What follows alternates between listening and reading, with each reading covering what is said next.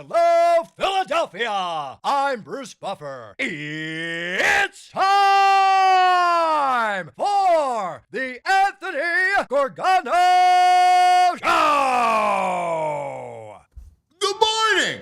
Good morning, everybody. Well, happy Tuesday to all across the Delaware Valley. Free agency. The frenzy is here. Tampering is wild. Eagles lose a bunch of players. We'll dive deep into it all morning long. The Anthony Gargano Show presented by TrueMark Financial Credit Union. TrueMark.com/PHLY for the credit union difference. It was a wild day yesterday in the legal tampering period. You saw it. So, Birds. Milton Williams goes to New England. So, Milton Williams goes to the Patriots. Josh Sweat goes to Arizona to rejoin Gannon. Gannon.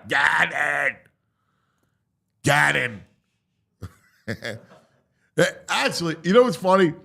I'm not even upset. Like, I think both those are nice players, but I'm not upset. The one that upset me a little bit was Isaiah Rodgers, right? So Slay gets the deal in Pittsburgh, which I thought he would get a deal. But if Slay goes, I wanted to keep Rodgers. And Rodgers goes to Minnesota. Minnesota, by the way, made some good moves on defense. Their defense is going to be legit. And I actually like J.J. McCarthy, so I think Minnesota is going to be good. Like that NFC North is going to be nasty. Like that North is going to be a good division. So I was a little upset by losing Rodgers. That was really it. You know, you expected Slay. You knew about Milton Williams, and you knew about Josh Sweat. Both those guys, like, God bless, you got paid. I think Josh Sweat is at his, like, apex. I not that he's going to slide off, but I'm not at all worried about losing really any of those guys. Now it's about numbers, right? Now you're thinned out. The ranks are thinned out. And now what they're going to do is they're going to wait, see about guys who get cut, and they'll fill out their roster that way. The other one that we're waiting for will be Dallas Goedert. Will they make a move? We know they're trying to trade him. Will they make a move with Dallas Goedert? I mean, honestly, I prefer to keep Goedert. We'll see about Becton, but I prefer to keep Goedert. I don't know how and I understand it's hard. He wants to get paid, and if he's not on the field, it's really difficult. And, you know, we saw it over the only knock on Dallas is just injuries, right? Like, what are you going to do? But he's a terrific player. I'm a big Goddard fan. He's got great hands. He runs after he runs after the catch, and he's a terrific blocker. Like, he seals. That's a big deal. Like, he is a really good blocker. Like, we talk about, you know, it would scare me if you move Goddard and then all you have is Calcaterra, right? Calcaterra is not anywhere close to the blocker that Goddard is, and I don't even think he's the receiver there. I mean, he's okay as a backup. Tight ends are going. Like, Ingram is visiting with Denver. Like, the tight ends are going. So the only one that's available is Michael Mayer with the Raiders. You know, maybe you pull a deal with him, but I don't want to go as deep as the draft is in tight ends. I don't want to go into the draft with just Calcaterra on my roster. So we'll see what they do at tight end. And then, of course, they trade Kenny Pickett to Cleveland. Can I just tell you, God bless Kenny Pickett. Little hands. There's Jalen Hurts and Kenny Pickett shaking hands and saying goodbye. I don't mean to be mean, but I just was not a Pickett fan at all. I didn't like at all when it comes to anything about him, anything about his game. I'm sorry. I was so happy that Tanner McKee is now the backup. He deserves it. I like Tanner McKee. I like a lot about him. I think he's ready to be the backup. So I'm all about Tanner. I like Tanner. And I'm glad that Pickett goes. He goes for a 5th.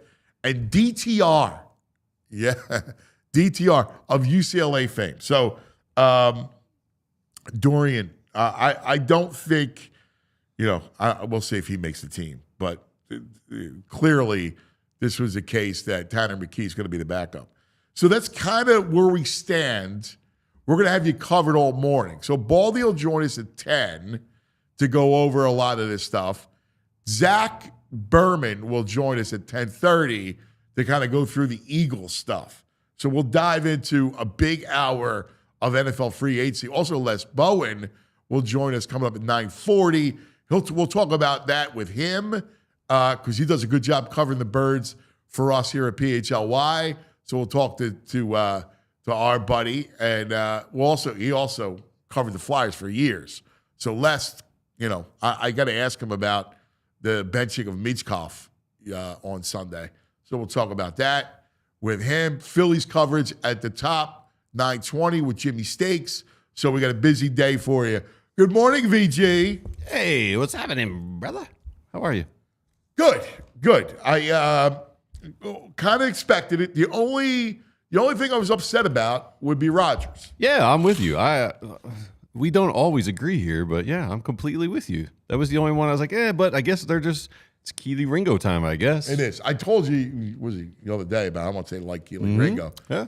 So it is Keely Ringo time. And Cooper's going to play on the outside. And then when Nickel comes into play, he'll probably move inside to take advantage of his physicality. Mm-hmm. So I think that's kind of the plan. Yeah, I'm good with that. You got to add another corner. Yeah, I mean, Howie told us, free agency doesn't end in March, so he's just hanging out, chilling. I think I like what they're doing, just chilling. I was trying to make a list. Sweat, I'm with you with Sweat and Milton Williams. Nice players, but I think they benefited from the situation they were in. I do too. I mean, and listen, I don't want to denigrate them. No. All right? But believe me, because I think they both had great years. Sweat's always been a really good player. Milton Williams showed a lot of promise. Yeah. Right? So they both played really well this year. We're a big part of that Super Bowl. But when you have a guy like Jalen Carter, a beast in the middle like that, it's just, and Nolan Smith, it just makes everything better. Well, that's what I was trying to make a list of. I mean, they're a Super Bowl winning team. You're going to lose players. I don't think they lost any of their top 5 defenders. I got Carter, Bowen, Q, Coop, Nolan Smith. I mean, I ranked all those guys ahead of Sweat and Milton Williams. Oh, I do too. Yeah, and I may be able to throw another player or two in there. I don't know. So you keep your top 5 defenders? Yeah. On a defense with Vic Fangio, that is a master at this stuff, at plugging it. Mm-hmm. So if you're going to lose guys, you want a guy that knows how to plug holes. I think Jalix Hunt has showed you that he could be. I think he flashes. He could be a Josh Sweat. I think he could be just as good. I listen. You never want to completely count on a guy that green. Mm-hmm. But I thought he showed flashes. Remember us talking about him, Jalix. You've been on him ever since they drafted him with the Jalix. I like the way I love the way he played. I thought he played well. I thought he flashed. He's a good athlete. Yeah, that could be one of Howie's greatest moves too. He's found some gems. I mean, obviously, Jordan Mailata with help from Stoutland was a grand slam. But I think Hunt's got a chance to be a really good pick. Yeah, Bowen was a gem. He's found some gems. He's just like a shark now, lying in wait, or like a gator just lying in wait. I think he's going to be. He's collecting compensation picks like crazy again. I know. I mean, he went from like 5 picks to 8 picks now. I think. I know. It's unbelievable how they work this thing. He really is a magician. Yeah, and when you look at the landscape, there weren't the great players that you're like, I can't believe we missed out on, because Myles Garrett didn't even get the free agency. So it's been kind of, I think they read the market right. It's kind of a lukewarm free agency for me, period. There weren't a bunch of, if Sweat and Milton are the top defenders out there, I think they read the market right. You know what's nuts is that you look at some of this stuff, right? Darnold to the Seahawks, $100 million deal. Though. For a quarterback? Yeah. Yeah. $30 million a year? Yeah. It is cheap, but I don't know. It's Sam Darnold. I mean, I wasn't sold on Darnold. No, especially the way he ended. Right? And then what's called? How about Justin Fields goes to the Jets? Right on brand for those guys. Right? Like, you imagine the Jets, you go, like, Justin Fields your answer? Right. Yeah, good luck. And Russ goes to the Dolphins. Looks like he's going to the Dolphins. All right. So, no, I'm sorry. Not Russ. Zach Wilson is going to the. I'm just looking at all the updates. It's wild, isn't it? Yeah. Like, there's something great about There's this. a I meme going love around. it. The Browns must have promised Myles Garrett they're bringing in a Super Bowl winning quarterback. And they bring in Kenny Pickett. I got one. Yeah. Yeah, dude, I got to tell you, I'm like, what? You know what I mean? You kidding me? So, I mean, they turned it around. I was so happy. They traded a fifth for Pickett, I think. So they get the fifth back, and they get, I don't know, the Dorian guy. Yeah, What's his Dorian deal? I don't know anything Thompson-Robinson. about him. He's a backup. Like, he's just a. Does he have a ceiling? Like, can he develop into something? Nah, or no. Nah, he is what he is. I mean, he's a runner. He's a run-first kid. Mm-hmm. Good college player at UCLA. Play with Chip. Mm-hmm. You know, but he's a backup. All right. Yeah. But DTR. Everybody just called him DTR. Dorian Thompson-Robinson. All right. You know. But Down the run? I love Yeah. McKey's your backup. Yeah. I mean, that's what we've been clamoring for. He looked like the number 2 last year when we saw him. This is so much. There's so The interesting. NFC East didn't really get that much better. I mean, Tunsil goes to the Commanders. That's a nice pickup for That's them. a real good pickup. Yeah. I thought Tunsil was a real good pickup for them. Yeah, but it's not I like actually like what Washington's doing. yeah. Yeah. You don't like him? I'm fine with it. Yeah. I mean, I don't think they're gonna. I'm not worried about them. And I love the Cowboys. I mean, are my they God. still alive again? Like, what are they doing? You know what's nuts is that the Cowboys are just They're not even a story. No. They're not even a mention yesterday. no. And when you look at where they're going to be, Yeah. they're going to be nowhere. Like, I mean, listen. I mean, you get Prescott back, so all right. Yeah. So I guess that assures them third place. I mean, they picked up a running back yesterday. I forget who it was, but no one that moved the needle. No, I mean Javonte Williams. Yeah, Javonte Williams. And Javonte was from Denver. Yeah. I always He gets thought injured a bunch. Yeah, he was a big back. He played at North Carolina, and I always liked him, but I didn't think he flashed. And Peyton loves his backs, and if Sean Payton lets you go, it tells you something. 'Cause last year, Jerry Jones was all in. This year, his son said they're going to be selectively aggressive, which I guess is even less than they're all in. Well, Their all in was nothing. But they have their class A of how you fumble the cat, right? Like they've screwed up their cat, and look, you got to play Micah, so they had to give Micah a big deal. Yep. They're a mess. They are a mess. They're a mess. Giants, they signed the safety, and I liked it. I like them, but they're still like you got no quarterback. They got no.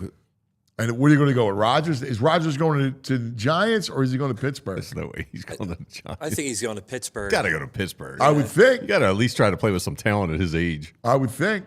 Yeah. You know. But Pittsburgh doesn't have a good offensive line. That's been their problem the last few years. They had a good running back. Najee Harris is a good running back. He's But gone. I know he's gone. Chargers. Yeah. Chargers Their offensive got line's Najee. weak. So it's not an offensive line made for Aaron Rodgers. I'll tell you that much. No, I thought their line should have been better. Yeah. I mean, it's got some talent on that line.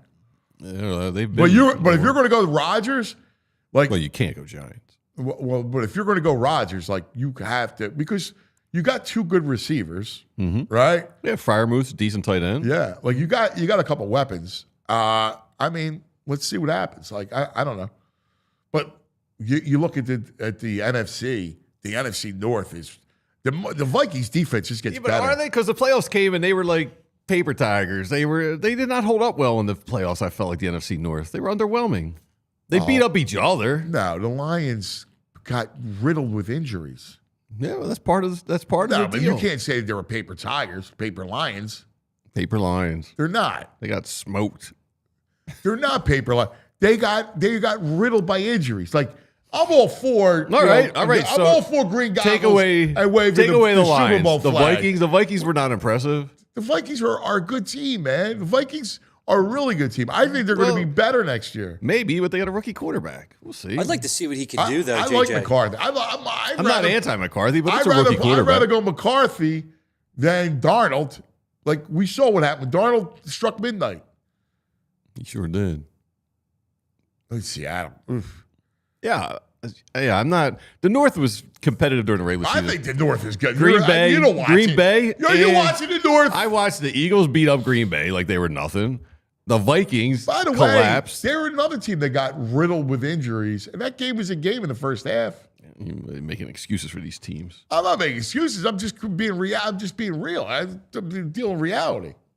Every team gets injuries. You don't want to. You can't just slough everything off. You're like this. Yeah. No. Yeah. You guys show respect. Not to Show respect to the repeat. Lions. All right. Not to the Vikings and Packers. Got it. No, they're good teams, and then the Bears got better. Bears did get better. They got a bunch of linemen yesterday. Yeah. I mean, that's what they need to do. Yeah. Right? You got a new coach. There's excitement there. Right?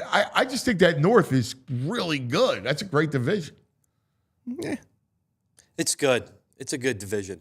Oh, soccer guy's telling me it's a good division. It is, though. Come on. He's right.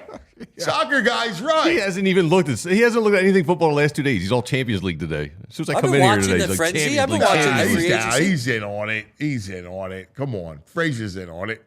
He knows what he's talking about. He does. No, he knows what he's talking about. I look at it and I go, the NFC North, the Rams. The I Rams, don't like the Niners. The Rams, I think, are the biggest threat to the Birds. The Rams and the They Lions. scared me last year, and I think, and the Lions, yes. Yeah, I put the Vikings. You don't. I put the Vikings. Yeah. I like the Vikings a lot. I think their defense is really good. I believe in McCarthy. Their defense was giving up a lot of points at the end of the year, weren't they? Yeah, look who they got. They can short things up. I like their defense. And I'm a big Flores guy. I think Flores is a good coordinator. Yeah. I don't know. I look at them and I think they're a threat. The South is interesting because you got Tampa back, and I don't know. I mean, Baker. Hassan Reddick. How do you feel about that? Hassan Reddick being there. Yeah, I think it was a good It's move. a good move for them, yeah. Because that's Todd Bowles, and you put Reddick on Todd Bowles. You watch, he's a good year this year. Oh, I wouldn't doubt it. Yeah, I think he's a good year this year. And then you got Atlanta with Penix, because I like Penix. We'll see what happens there. But none of those teams are as good as the Eagles. No, there's nobody close to the Birds, dude. Come on. Come on. Did you Oh watch? my God, Did you watch the goggles. playoffs? Did you watch the Super The Bowl? goggles. Come on. The goggles. I'm with you. It's March, and I don't want to just go, yeah, let's go fast get forward. right to the Super Bowl. Let's get to February. Yeah, let's go. You want to fast forward 11 months. Get another I parade. like the drama of it. I like the drama. I want to build it up. I want to talk about the teams. Oh, this threat, that threat. All right, like how you navigate it. Oh, my God. Please. Football season goes by so fast. I just wanted to slow the freak down. I'm sorry. I'm not the And Vikings. I'm not worried about the Vikings and J.J. McCarthy. My God. Losing sleep over J.J. McCarthy. Get out of here. Nobody's losing sleep, but there's a respect factor. You got no respect. That's I got your respect problem. for the Lions and the Rams. That's your problem. You got no respect. All season He's a flexer. long. He loves to flex. He loves it. Loves Big it. flexer. Loves it. All right, brother. From Philadelphia, man. I'm a Birds fan. Everybody's a Birds fan. I don't know about you sometimes. Yeah. I don't know about you sometimes. Yeah, all right. Okay. Let's take a minute. We're going to come up, and Jimmy Stakes is going to join us. We'll get a little bit of an update. I'm kind of update on the boys. We'll talk about the bullpen, talk about the lineup. All right? I'm curious, see how that's going. Stakes has all the answers. But first, let's talk about some of our partners. All right, TrueMark Financial Credit Union. They are, for us Philadelphia Eagles fans, run by a crazy Eagle fan, Kelly Body, CEO. And, don't be like me. My receiver went on my home audio system, did not have enough savings, so I had to throw it on a credit card with high interest rates. Now's the time to spring into savings with TrueMark Financial Credit Union. So if you got financial goals, whether it's buying a house, taking a dream vacation, or building up the emergency fund, which I need to do, TrueMark Financial Credit Union's got the perfect savings accounts for us. TrueMark Financial offers high-rate certificates and money market accounts to help your money grow faster, work harder with higher interest rates than those big box banks. So visit TrueMark.com for rates and to learn more. And TrueMark Financial, federally insured by the NCUA, equal opportunity lender. Rates are subject to change. All right. And do some home repairs. A little Ace. Ace is the place to the helpful hardware, folks. Yeah, so, you got pipes Straight leaking. to your front door. Pipes leaking are a problem in my house, but not anymore because Ace Hardware Home Services, they're around the block with everything I need to fix it, and they got the right people to do it.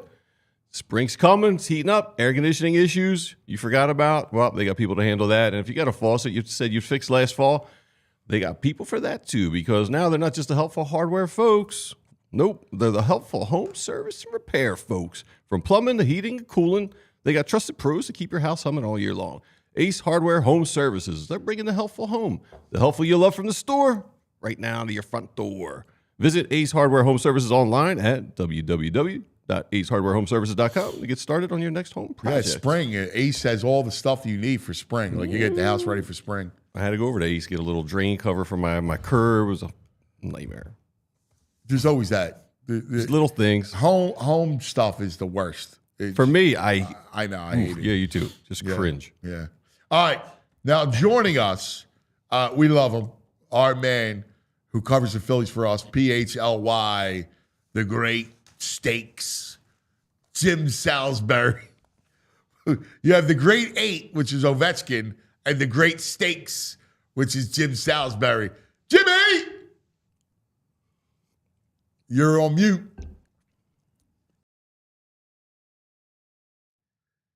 You got? Yep. It's all right. My man, the Steaks. Busy looking at an inside-out menu. There he is. What do you say? Hold on. You got me? I got you. Perfect. I'm sorry about that. That's all right. No worries. How's my man doing? I'm doing okay. How close is Ovechkin to the record? 9 goals away. Wow. Yeah. What a shot, man, from that home office on the side of the top of the circle on the power play. I mean, you know what's funny? We were talking about Michkov, and because he worships Ovechkin. Why shouldn't he?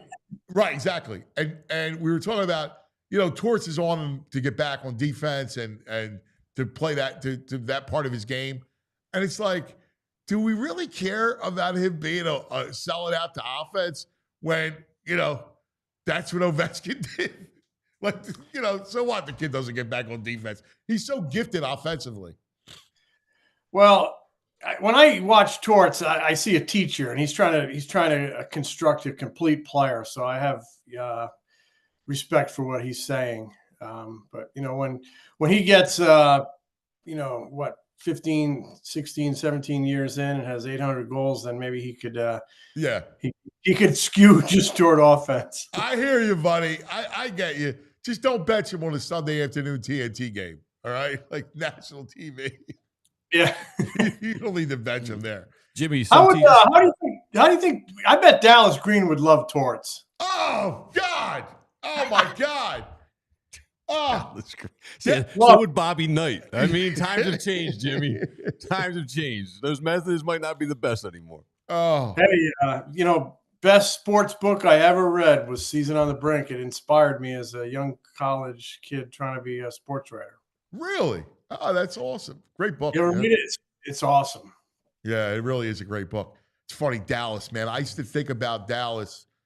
Oh my God. When I was covering them, the Mets had these young, I dubbed them the Generation K was my thing. And, I remember that. And it was a great nickname. It's a shame they didn't. It was Izzy, Pulsifer, Wilson, Paul Wilson. And Generation K. there was another kid too, but he was like less of them. But it was Isringhausen and Pulsiver and Wilson who were great. And they all got hurt. They all had arm trouble. Oh my God! But it's such a Eddie Ray, the Jets said if Torts coached Ovechkin, he'd be 200 goals short of the record today. That's great. That's fabulous. But you're right. Like Dallas with young guys, oh my God, he would be on you, man. He would shape you. He would always be on you. I think behind closed doors, he would give you a hug and make you feel good and try to build you up. Sometimes. I remember I was pretty wired in there, and he was pretty tough, man. He was a ball breaker, man.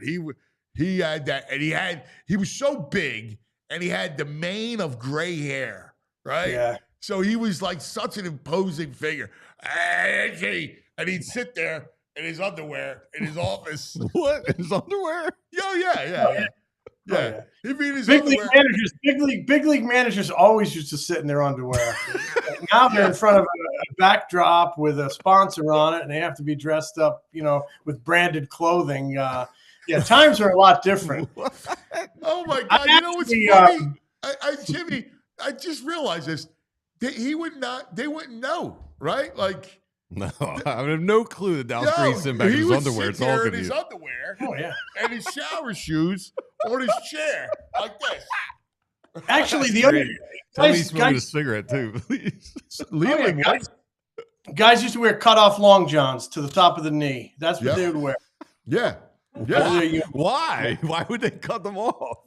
Yeah. Well, you don't need them all the way down, but you need kind of like a cushion sliding pant. But that's the way guys would sit around in the clubhouse. But nowadays, oh my God, you're bringing me back in time, dude. How about Leland would have the cigarette going, the ashtray. Fregosi too. Yes. Yeah. Hey, what do you think? What do you think? Bullpen sucked tonight. You like? What did you think? Yeah, you ask him a question. Well, what did you see from the bullpen? What did you see? I used to love to go in. He's in tighty whities. Yeah. Yeah. No tighty whities. Like boxers. Yeah. They're like not boxers. I to talk to Jack McKeon. You go into Jack McKeon's office and you need a miner's hat to get through all the cigar smoke. Yes. Yeah. How about Lasorda? He was another underwear guy. He'd be eating. He would have some food. He'd have a big thing of food, right? Like pasta, and he's eating, and he's doing this, and you'd be talking to him. Because there was no press conference. It was just a group of writers. Why don't these guys get dressed, though? What the hell's going on? Was he pasta in your underwear? Oh, yeah. He was getting undressed after the game, but yeah, now everything's videotaped and cameras, and they're always presentable. So. Weird. Yeah, that's right. It's actually not weird when you think about it. Like it was the essence of a locker room. Like it was a locker room. Right, Jimmy? The clubhouse was what it was. It was your home. It was a relaxed atmosphere. That was your domain. Like a bedroom? Well, it was a locker room. Now they're palaces with mahogany lockers and one main dressing room, but about probably a dozen or 24 smaller rooms in the back that are off limits. Everything from areas where they rest and when they eat, and training room and mental skills rooms and weight rooms and everything. And locker rooms, like I said, are palaces. They're carpeted palaces. Remember that old locker room? Remember the old clubhouse in old Milwaukee Stadium? Oh yeah. I mean, it had a tile floor. Yeah. It had these louver windows. That's how they when the showers went on, they had to open those to air it out. Do you remember all the food would be in the middle of the clubhouse? Yep. Like a buffet? Yeah. Huh. They would set the food up, like on one side of the clubhouse was all the food, like, they had burgers or cheesesteaks. When they were in Philadelphia, everybody would have cheesesteaks. And they had coffee, like coffee pots, gum, like all kinds of stuff. Like there was a million things, granola bars, and we used to always grab. You were okay. Gum. They were okay for the recording. Yeah. Did you ever? I used to grab the gum. Jimmy grabs stuff. You know that. No, it's all in the back room. Stuff. Back in the day. Yeah, I never did. But even the the way these guys eat has changed. I mean, they eat, they eat lunch there, they eat dinner there. So they have a chef. All these teams have chefs now. It used to be like when I first started covering AAA, they'd bring down some leftover hot dogs from the and pizza from the concession stands. Now they went through a stage when all that was changing, when they used to have fancy restaurants cater the clubhouse after the game. And now all these clubhouses have kitchens and, dining areas in the back, and they all employ chefs. And they all eat very healthy. They eat quinoa. And I'll tell you a funny story. Down in Clearwater, the players, they eat their healthy stuff. And then they have a dining room on the other side where, club employees eat and the media can eat. And you'll occasionally see somebody in uniform sneak in there because the food tastes better than the healthy stuff. Oh, that's great. It's true. But back then, you remember, Jim, they would order out a bunch of steak sandwiches, right? They would come in with like 100 steaks, cheesesteaks. Salisbury's would throw all kinds of pies down there, like to the visiting clubhouse. Yeah.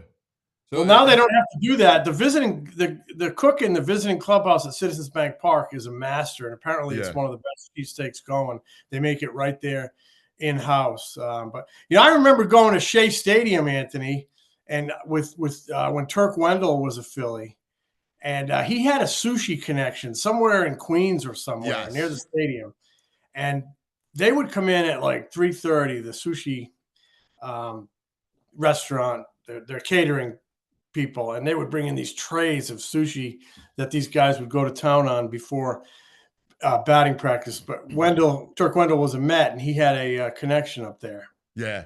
Some of the stuff was great. Hey, Jimmy, can I ask, so the visiting team has their own chef at Citizens Bank Park?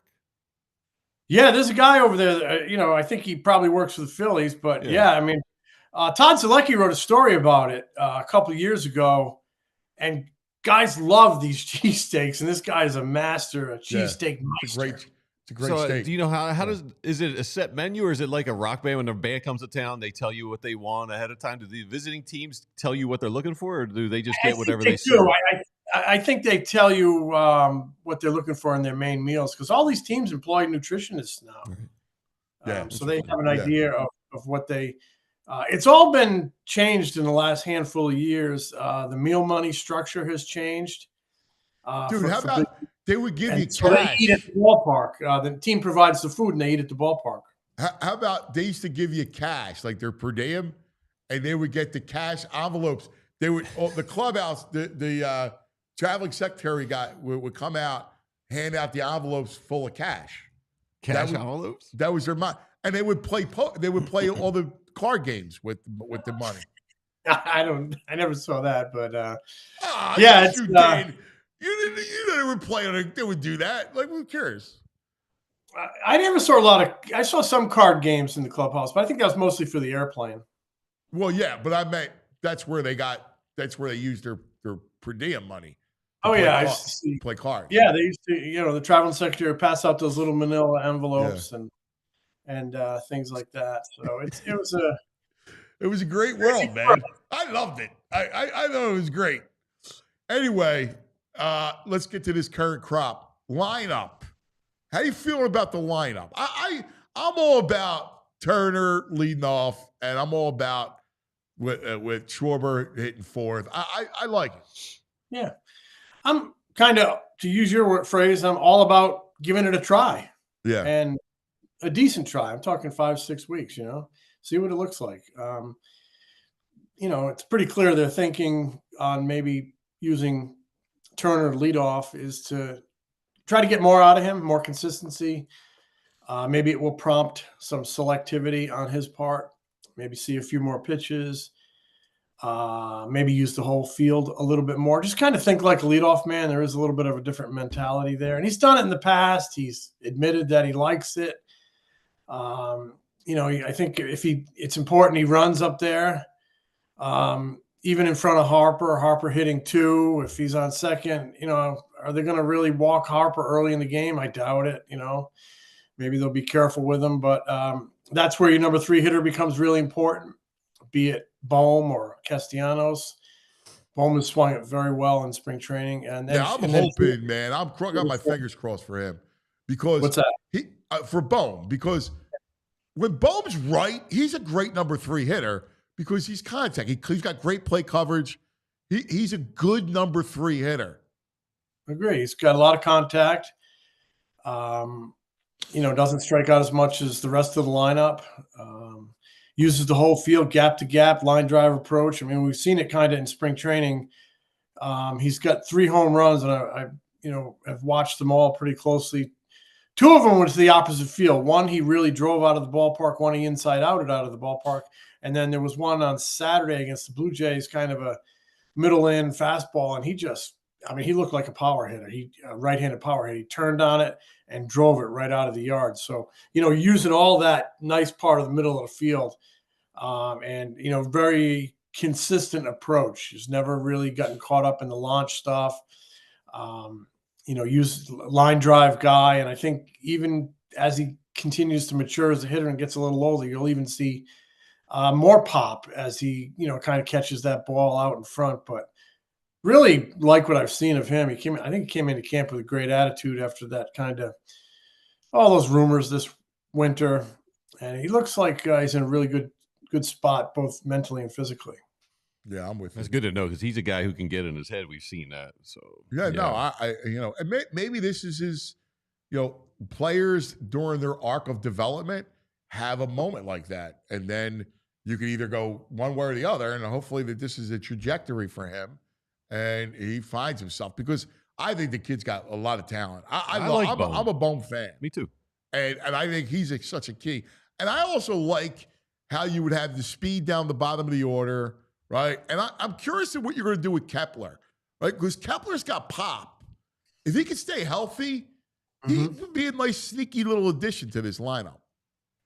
Yeah. Kind of, keeping like with the theme of March, he's like that mid-major that could, win a couple ball games in the tournament, Yeah.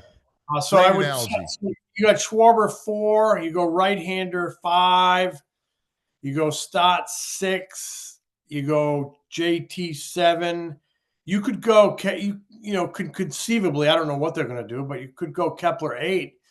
You got I love a balanced lineup where you got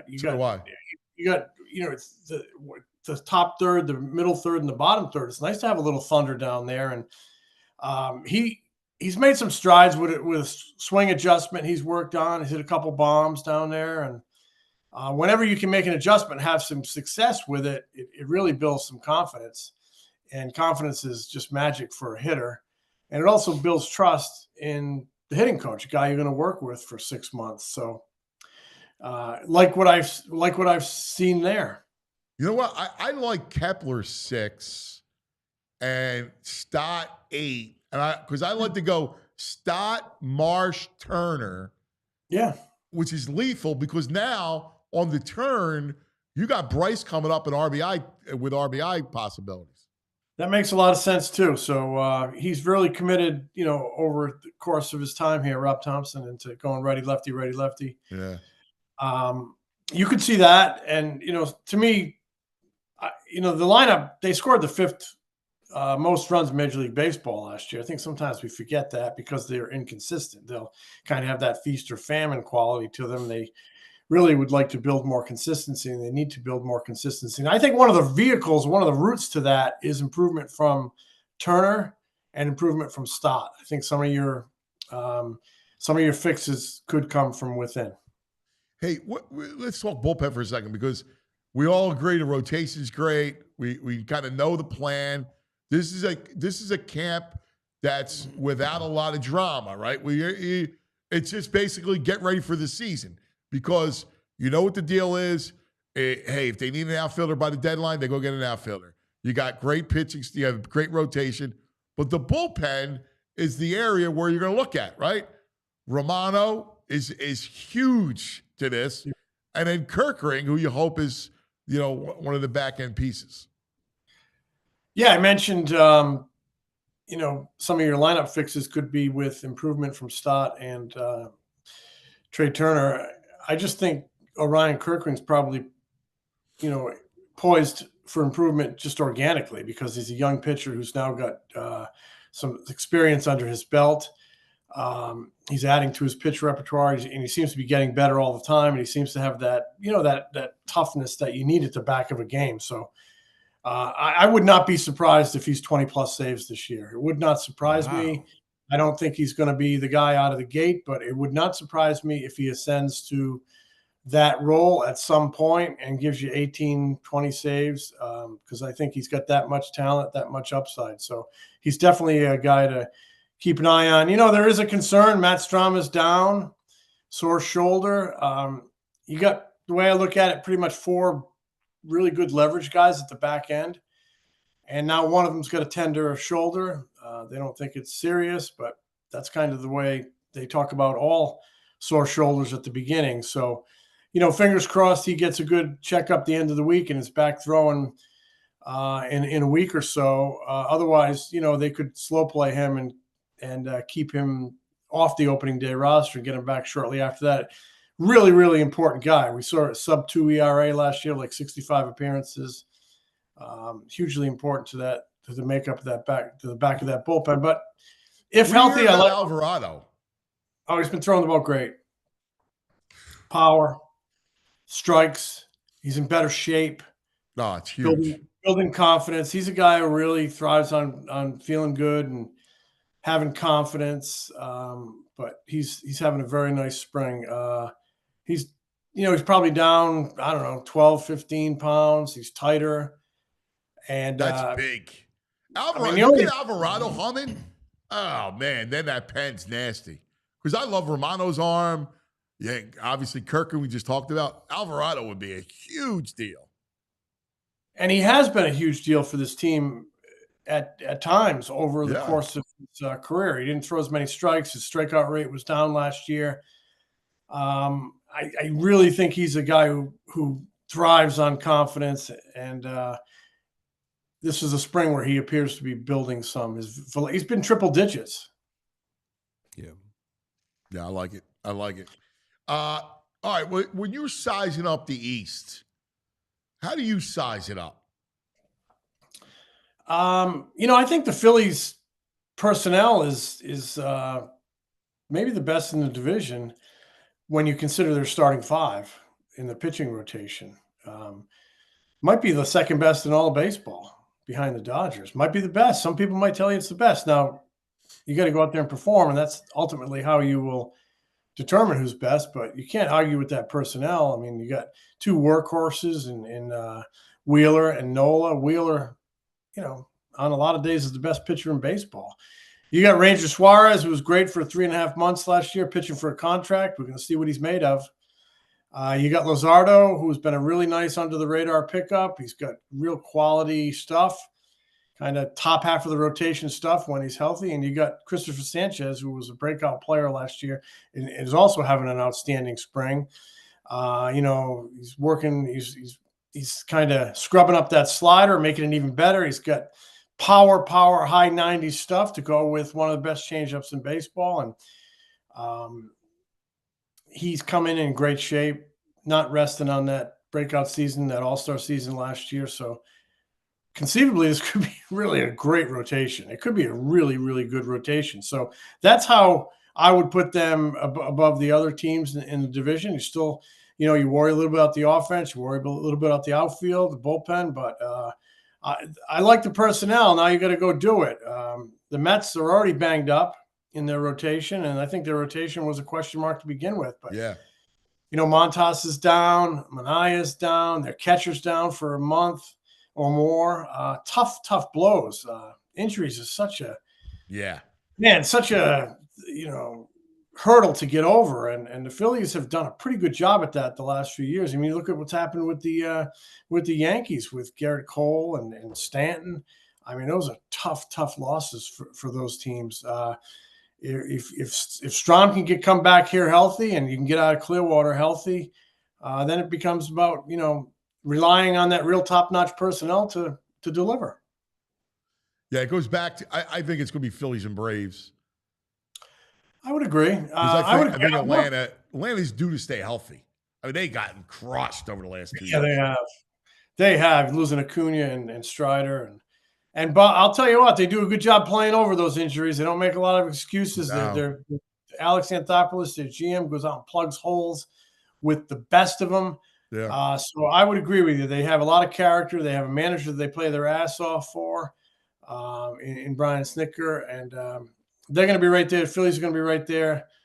I think the Mets are going to be interesting. One of my real interesting storylines in the NL East is, can the Mets kind of recapture some of that chemistry they had? I don't want to just say in October. They had it for 4 months last year. Yeah. They had it basically from mid-June on. Yeah. They were a team that really played well, a team that thrived on chemistry and momentum. Can they kind of recapture some of that? I don't know. They're already kind of in a bit of a tough spot with those pitching injuries. Obviously, they added Soto, so a lot of eyes will be there. But it should be a really fun division, I think. I'm with you. Stakes, as always, you're the man. We love you. All right. We'll be catching up now more frequently as opening day is almost upon us, man. Can't wait. All right, buddy. Thanks, Stakes. Jim Salisbury. All PHLY. I love our scribes, right? Our scribes are the best. It's one of the things with PHLY that I really want to get going, like in a big way. So we have another one of our great scribes. I'm a fan of these guys for decades, it feels like. I know. Yeah. You get a kick out of we tell these old war stories about managers in their underwear. Yeah. I know Les Bowen Their underpants. has a million of them, all right, because he covered hockey forever. He covered the Eagles forever. Let's welcome to the program. He does such great work. We appreciate him from all PHLY, Les Bowen. Good morning, Les. Hello, guys. How are you? What's up, Les? Good to see you, buddy. Good to be you. seen. I I just want to reassure you, Anthony. I haven't signed with anybody in free agency yet. I'm still with the PHLY. ESPN was nibbling before they did that Stephen A. Smith thing, but I'm just not looking to work that hard anymore. I'm just not about that life anymore. I miss his voice at the post-game conferences. Like, he comes in so sweet with Andy and just asks a brutal question. The best. Hey, I have to ask you this because you covered that for such a long time, and we haven't really connected since the Super Bowl. This iteration of the Eagles is amazing. Well, like when I think about it, right, and you think about all those years of covering that team and the whole thing, and it's all clicked. They're the number one franchise in the entire NFL. Like the way they do things, their model. Everything about them, they're the best franchise. They're the gold standard, Les. Finally, yes. After all these years, it's and I didn't realize you're seeing in the first few days of free agency how good this roster really was, because they're just everybody that's available from this roster is getting plucked early in free agency for good deals. I didn't realize until the final two games, I guess the Commanders, when you put up 55 points and then the 40-6 lead in the Super Bowl, really showed where this roster was with regard to the rest of the league. And it's a shame they didn't quite hit their stride until the very end. But I don't know if we'll ever see a roster that deep again. But yeah, the organization is great. Everything's going well. They're certainly going to be a very good team next year. But I don't know if they're going to be able to have the depth and the incredible, versatility that they had last year with the roster, just because, you win the Super Bowl and everybody wants your players. Yeah. Well, let's look at it because we're talking mainly on defense, and it's odd, right? Because Sweat leaves, Milton Williams leaves, and I'm like, all right, like, I'm not sweating it, and maybe it's because Jalen Carter is so good that, not to say you could put anybody, but I saw Jalen Hunt flash. I think Nolan Smith is a star waiting to happen. And I think when you got a kid like Carter in the middle of that thing, it just makes everybody better. Yeah, I agree. And I also think Sweat had a wonderful Super Bowl. It was his best game as an Eagle, but that wasn't really he didn't have a wonderful year. He was good, Right. and they've had him for a while now, and it was a great story. I was all over that when they drafted him. He'd had the horrible knee injury in high school. He'd been the best high school player in America, and then he was kind of an afterthought for years because it was such a bad injury, and he didn't really, his whole college career, he didn't really get back to that. And, it was a great thing to watch him develop, but he hit a certain point and he didn't really get beyond that until the Super Bowl. And, it's not like he was going to play every game like he played that game. He saw the dollar signs, I think, that day. Yeah, I'm not deprecating the guy in any way, but that was the game where he decided he was going to get paid, and he did. But yeah, Sweat and Williams. Williams is a wonderful player, but they drafted him in the third round, and they got 4 years out of him, and they can probably do that again. That's a position where they're pretty good, historically at finding guys. They found Javon Hargrove in free agency, they'll be okay at defensive tackle. Edge is a little tougher. I mean, they need to do something there. I would like to see some sort of signing. I understand their strategy that they want to load up on the compensatory picks for next year. And if you sign a really expensive guy now, you don't get that negates what you get from losing some of the people. But you got to have something. You don't want to go into the draft thinking you need to draft somebody who can start. Yeah. Yeah. I mean, you know that, and I don't think they will. But right now, it's a little whiffy at edge. It was funny. The guy that I guess I have the most remorse at losing would be Rodgers, because Yeah. you think about it, right? Slay expected to get a deal, and you go, all right, well, I got Rodgers as fallback. I got Ringo and Rodgers, and now all of a sudden you don't have Rodgers. Now, they like Ringo a lot, but, you lose a lot depth-wise that back there. Yeah, you sure do. And the deal wasn't really that lucrative with the Vikings. It was, 2 years, 14 million, I think. I kind of think I would have done that. I'm not going to, Howie Roseman obviously knows a lot more about this than I do, but from my couch, I'm a little surprised, given that it looks like Slay is leaving. Now, the Slay thing is weird. I haven't talked to Zach or Bo about this, but because he's a post June 1 cut, he really can't sign with the Steelers. There was a report that he had agreed to terms with the Steelers, but he can't agree to terms with anybody right now, So maybe the Eagles can still do something and get Slay back for a year or something. I can't imagine the Steelers. Slay's 34. I can't imagine the Steelers are going to throw money at him, really. But I would have thought one of those two guys, Slay or Rodgers, I would have thought they would have made some sort of effort to because you're going to be so young at corner, with Ringo and Ricks and whoever you draft, and Quignon and Cooper DeJean, that you don't have an experienced guy anywhere. And as wonderful as those players played, you kind of want somebody who's been around for a while. What do you think happens at tight end? Because there's a lot of rumors about them, having Dallas Goedert on the block. We understand it in that gets hurt. He's a terrific player. I love Goddard, right? Yeah. He's a great blocker, Right. and that leaves you, with Calcaterra, who's not a good blocker. And what do you think the strategy is going to be there? I know the tight end. It's a rich draft when it comes to tight ends, very deep. But what do you think the plan is? Boy, I don't know. They're talking about trading Goddard for a 4th-round pick, was the report. Yeah. Does that excite you?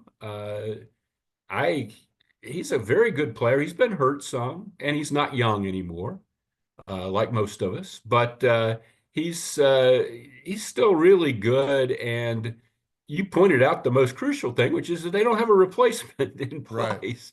Right. Calcaterra is a nice story, guy who retired from football from concussions, drafted in the 7th round, or whatever, made it, is a good guy to have on your team, but he's not a starting tight end. He's certainly not a blocker, like you said. you got to do something if you're not going to, you sign Evan Ingram or something, I guess, if you don't have Well, Dallas. Ingram's in Denver. Oh, really? He's already signed? Okay. Yeah, he's in Denver. So much for that. Yeah, I mean, and that's, when I talk about Michael Mayer, you could trade for him with the Raiders. I mean, young player. I mean, maybe that's a possibility. Hey, while I got you, I'm just curious. I want to switch. Put your hockey hat on for a second. Oh, okay. All right, and I want to ask. It's an old hat, but I can put it on. I want to. Yeah, but you know what? The coach. You know the coach. So you remember Tortorella. Yeah. And I'm just curious. The benching of Michkov on Sunday, right? Like, do you need to go to those levels, especially on a Sunday afternoon? It's a TNT game. There's, they've been gutted, right? You traded Lawton, you're traded Frost and Farabee, so you don't have a lot out there. And Michkov is the one guy that can generate something. Yeah, boy, Tortorella's in a tough spot right now, and I'm not.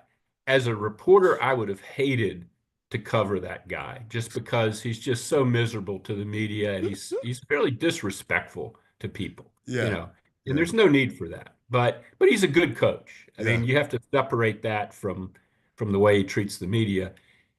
He has been dealt a horrible hand to finish the season here. I think the team is dispirited.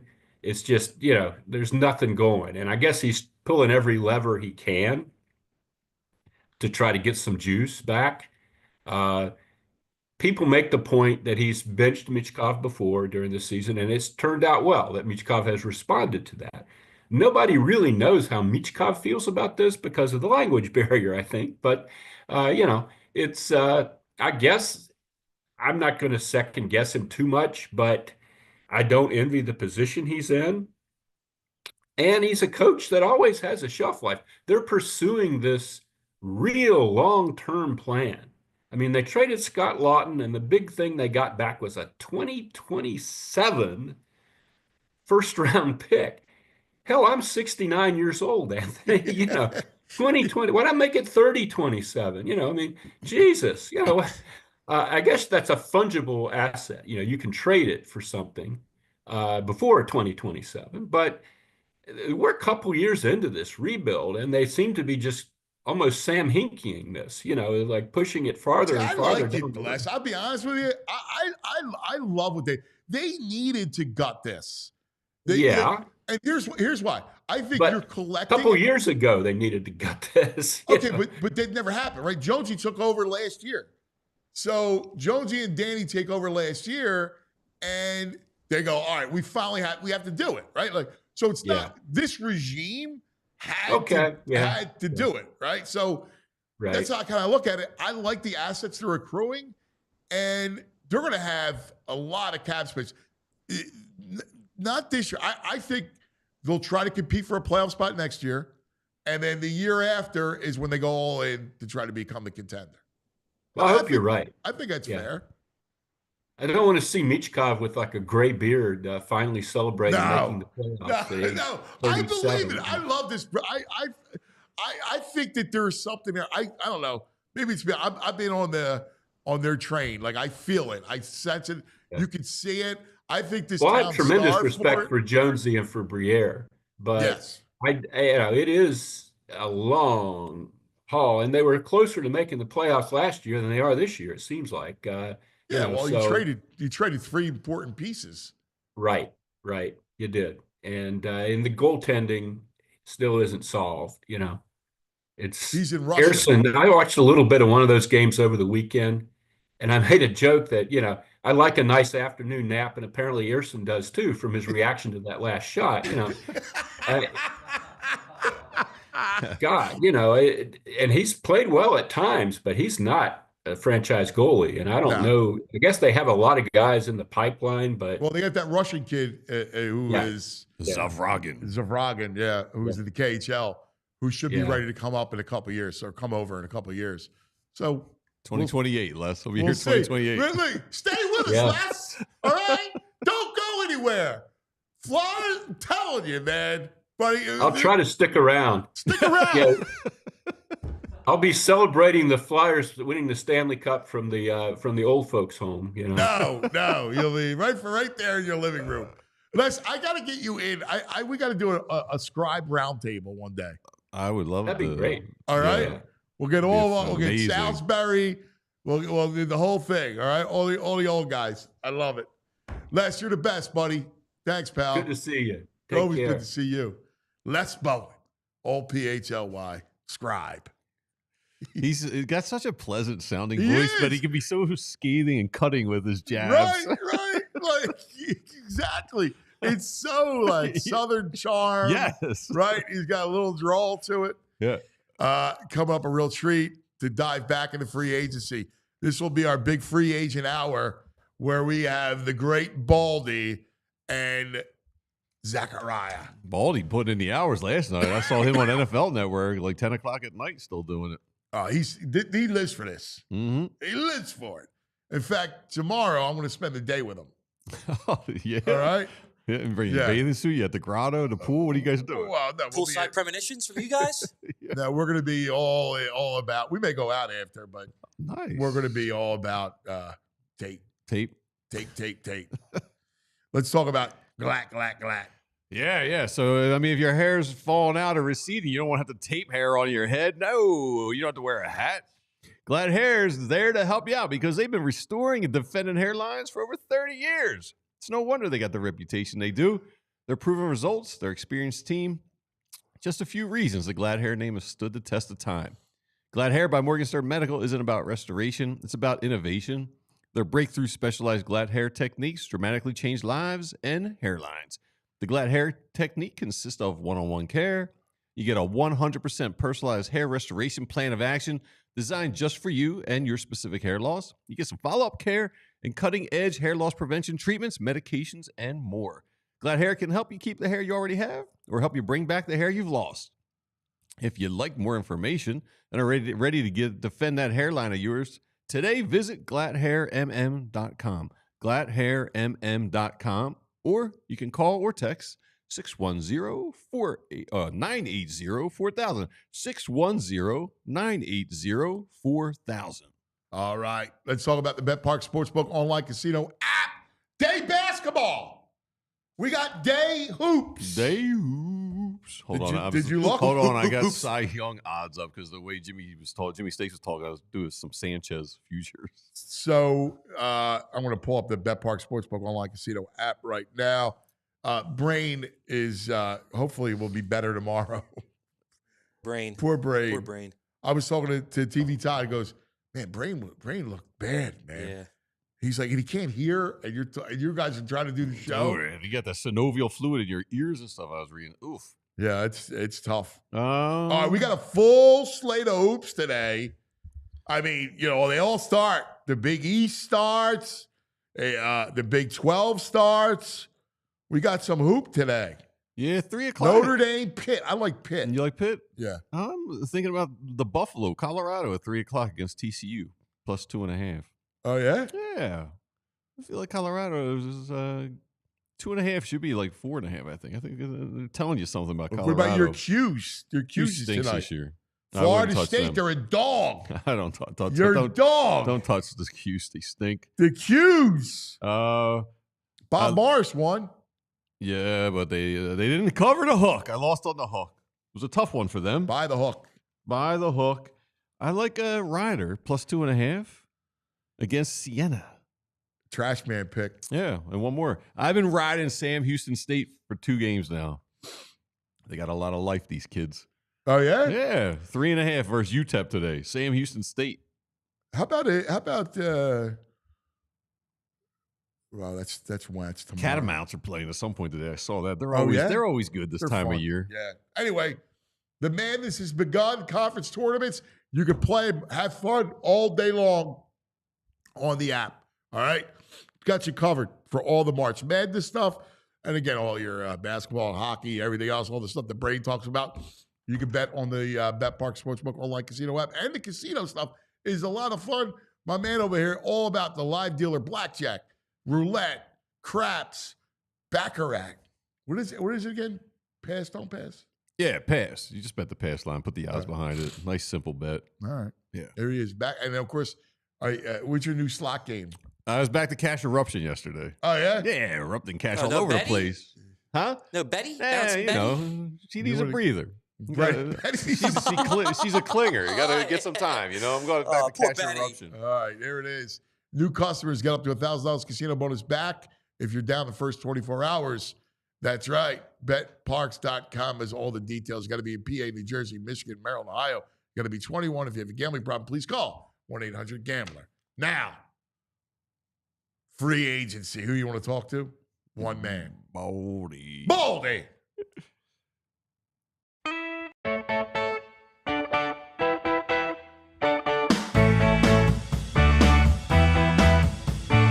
Baldy, Baldy. Oh, let's talk some football. Ay, Baldy, Baldy. Oh, he likes meats and football. Oh, Baldy. Yeah, there he is. Look at that shirt. Solid hoodie. That's a football guy shirt right there. Yeah. Yeah, it is. Yeah. Yeah, it is. Yeah, it is. You got mine? I'm wearing We that. got something for you, cuz. We got something for you. It's coming. I'm coming tomorrow. We're All right, what time we coming? Yeah, I'm waiting on you. You tell me. I was going to be there at 9, 10. Nine's So good. You tell me. 9 works tomorrow. Yeah, that's I'll fine. be there at 9. 9 What do you want? o'clock. I'll bring you coffee. Yeah, I'm good, man. I'm good. But yeah, bring it in. Coffee and film Yeah. and football. I mean, that's really the combination this time of the year. Bagels, donuts, anything like that? Nah, you don't do carbs. No carbs? Nah, I just eat meat. Steak. Just eat meat. I don't have any desire. Like once you just eat meat, like honestly, you don't even think about any other food. You never get hungry. No, because meat. All It's all right. about the meat. It is. I like a good bagel. That's why we got like these incisors. We got 4 of them to rip the meat apart. Like we've never evolved. All right. The incisors. They do. The incisors also work on bagels. They do. They rip the That's why bagels you got apart. no incisors. He's got incisors like a tiger, Sharp. Yeah. and you're like a guppy. They're all dulled and thinned out. Yeah. Eat your Those bagels. those tigers got to eat 50 pounds of meat a day. I love it. All right. I got to figure out. So I need somebody to bring over steaks tomorrow to us. I'll get somebody to bring steaks over. Okay. Never a bad time of the day to eat a steak. Never. Yeah. We'll do. Yeah. In fact, I got to get over a couple tomahawks. Yeah, a Like couple 2 o'clock tomahawks in would the be great. afternoon. Yeah. Yeah, that would be perfect. All right. I'll All work right. on that. That'll be Okay, my buddy. contribution. Thank you. All right. Let's get to it. What your thoughts after the first day of free agent frenzy? Well, it always starts with the quarterbacks, right? Because, we've never had enough good quarterbacks in this league. Even when it was just a 12-team league, we didn't have enough good quarterbacks. So that's where we're at right now. So the quarterback carousel is spinning, and there's just not very many good quarterbacks. And so I think, honestly, when Jalen won the MVP of the Super Bowl, I think it sort of said, okay, maybe Geno Smith, maybe Sam Darnold with the right situation, maybe Aaron Rodgers in the right situation can still do it. I just think Matt Stafford going back to the Rams, like teams are going, well, if Jalen Hurts with his limited, vision coming out of Alabama and Oklahoma, if he can be a Super Bowl MVP, maybe if you build the team the right way, there's still hope for some of these guys. And honestly, it's not a strong quarterback class, and that's why these guys all went. So I think it started. And then we'll find out what the Giants and the Steelers do today. They're probably going to make a move for Russell and Aaron Rodgers today and kind of fill all those spots. But I'm going to the pro day at Colorado to see Shador. I'm going to the pro day to see Cam Ward. And it's going to be well attended.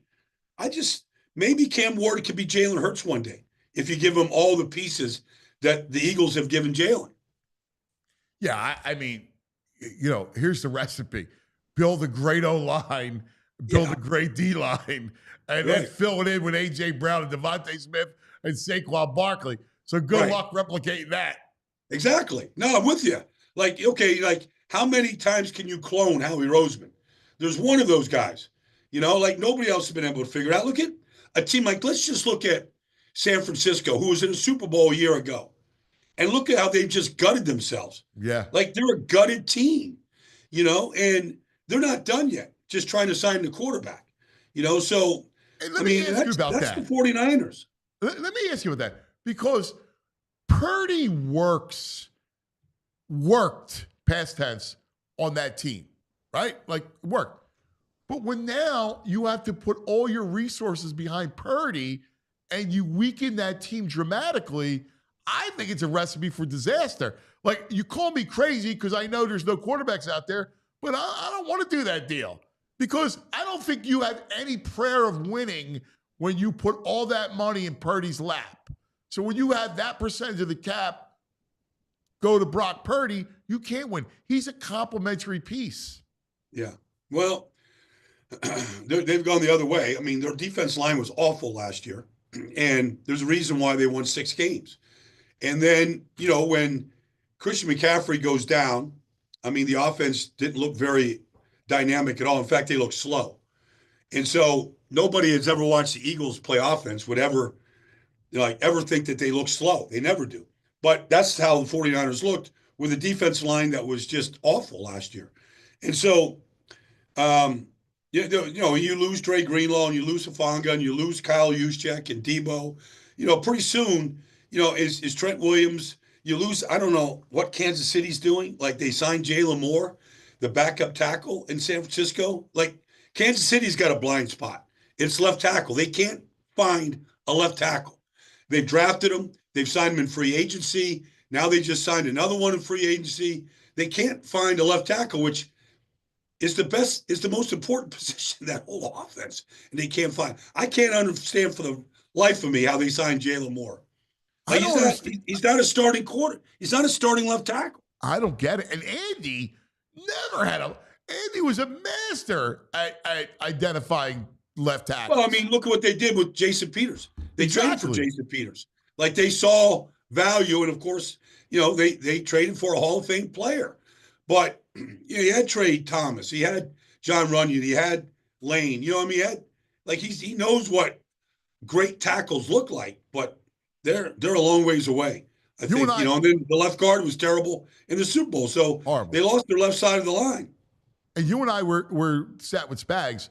And let's be real. That defense played really well, right? Like that defense was terrific. And they lost because they got dominated up front. Well, you think about this. So in the Super Bowl, and this is almost still hard for me to fathom, that offense led by Mahomes and Andy Reid calling plays didn't cross the 50-yard line in the first 9 possessions that they had the ball. They didn't cross midfield. Yeah. So, but look, to their credit, they kept Nick Bolton. Like if he got to free agency, like he would have, he would have been signed in a second. Like he's a great. He's the quarterback of the defense. So they're able to retain, a big part of their defense right now. Justin Reed, they're going to lose him probably. He's been a really good pickup at safety, but they'll draft. There's safeties out there. Am I misguided for not having any remorse losing Milton Williams or Josh Sweat? I don't even get it. I mean, Milton Williams had a nice little Super Bowl game. Like he has not been a starter, but he has played. He's never really played more than 50% of the snaps.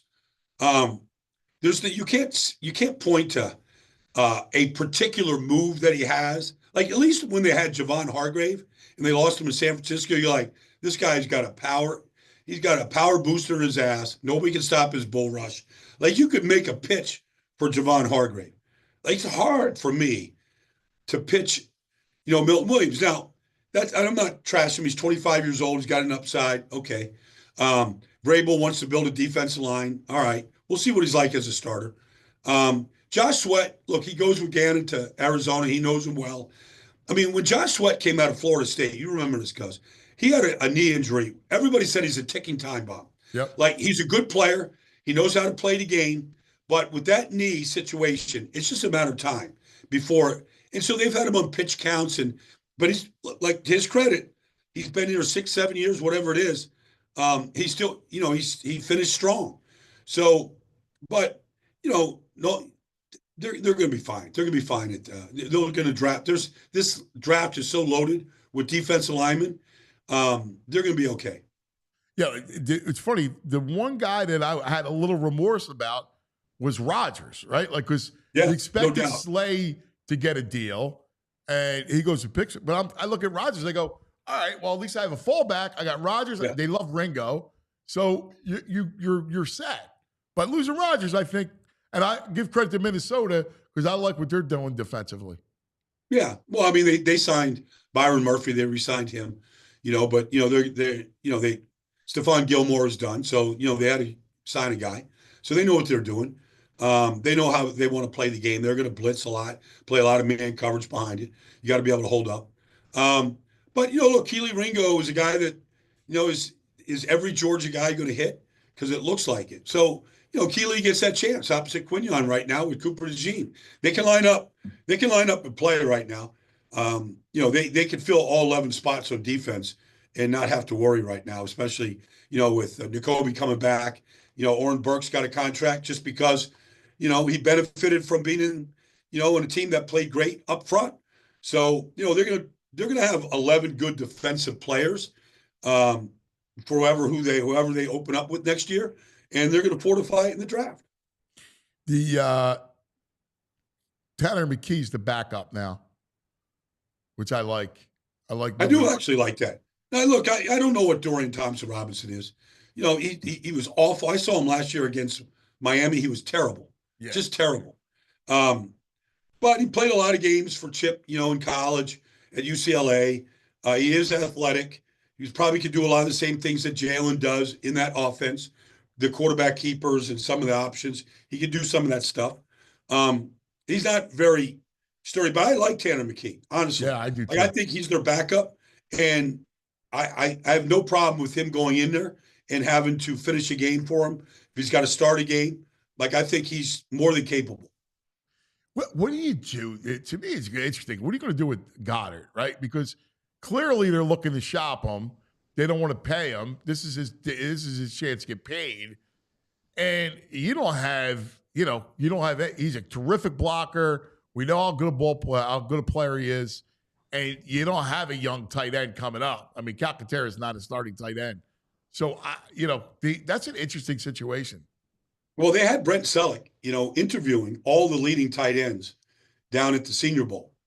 So whether it was Fannin or Arroyo or, I don't think they have any chance of getting Warren. Yeah. But there's a lot of tight ends in this draft. In fact, Colston Loveland, those are first round picks. Yeah. But Mason Taylor, you get a chance to get Mason Taylor in the third round. I love Mason Taylor. That's Jonathan Taylor's son, right? Yes, it is. Yeah. And, he's 6'5", he's 255 pounds. He's a flex tight end. He's not a blocker. Yeah. But the Eagles always can find blocking tight ends. Goddard's lucky because he's a true Y. He's actually a good blocker.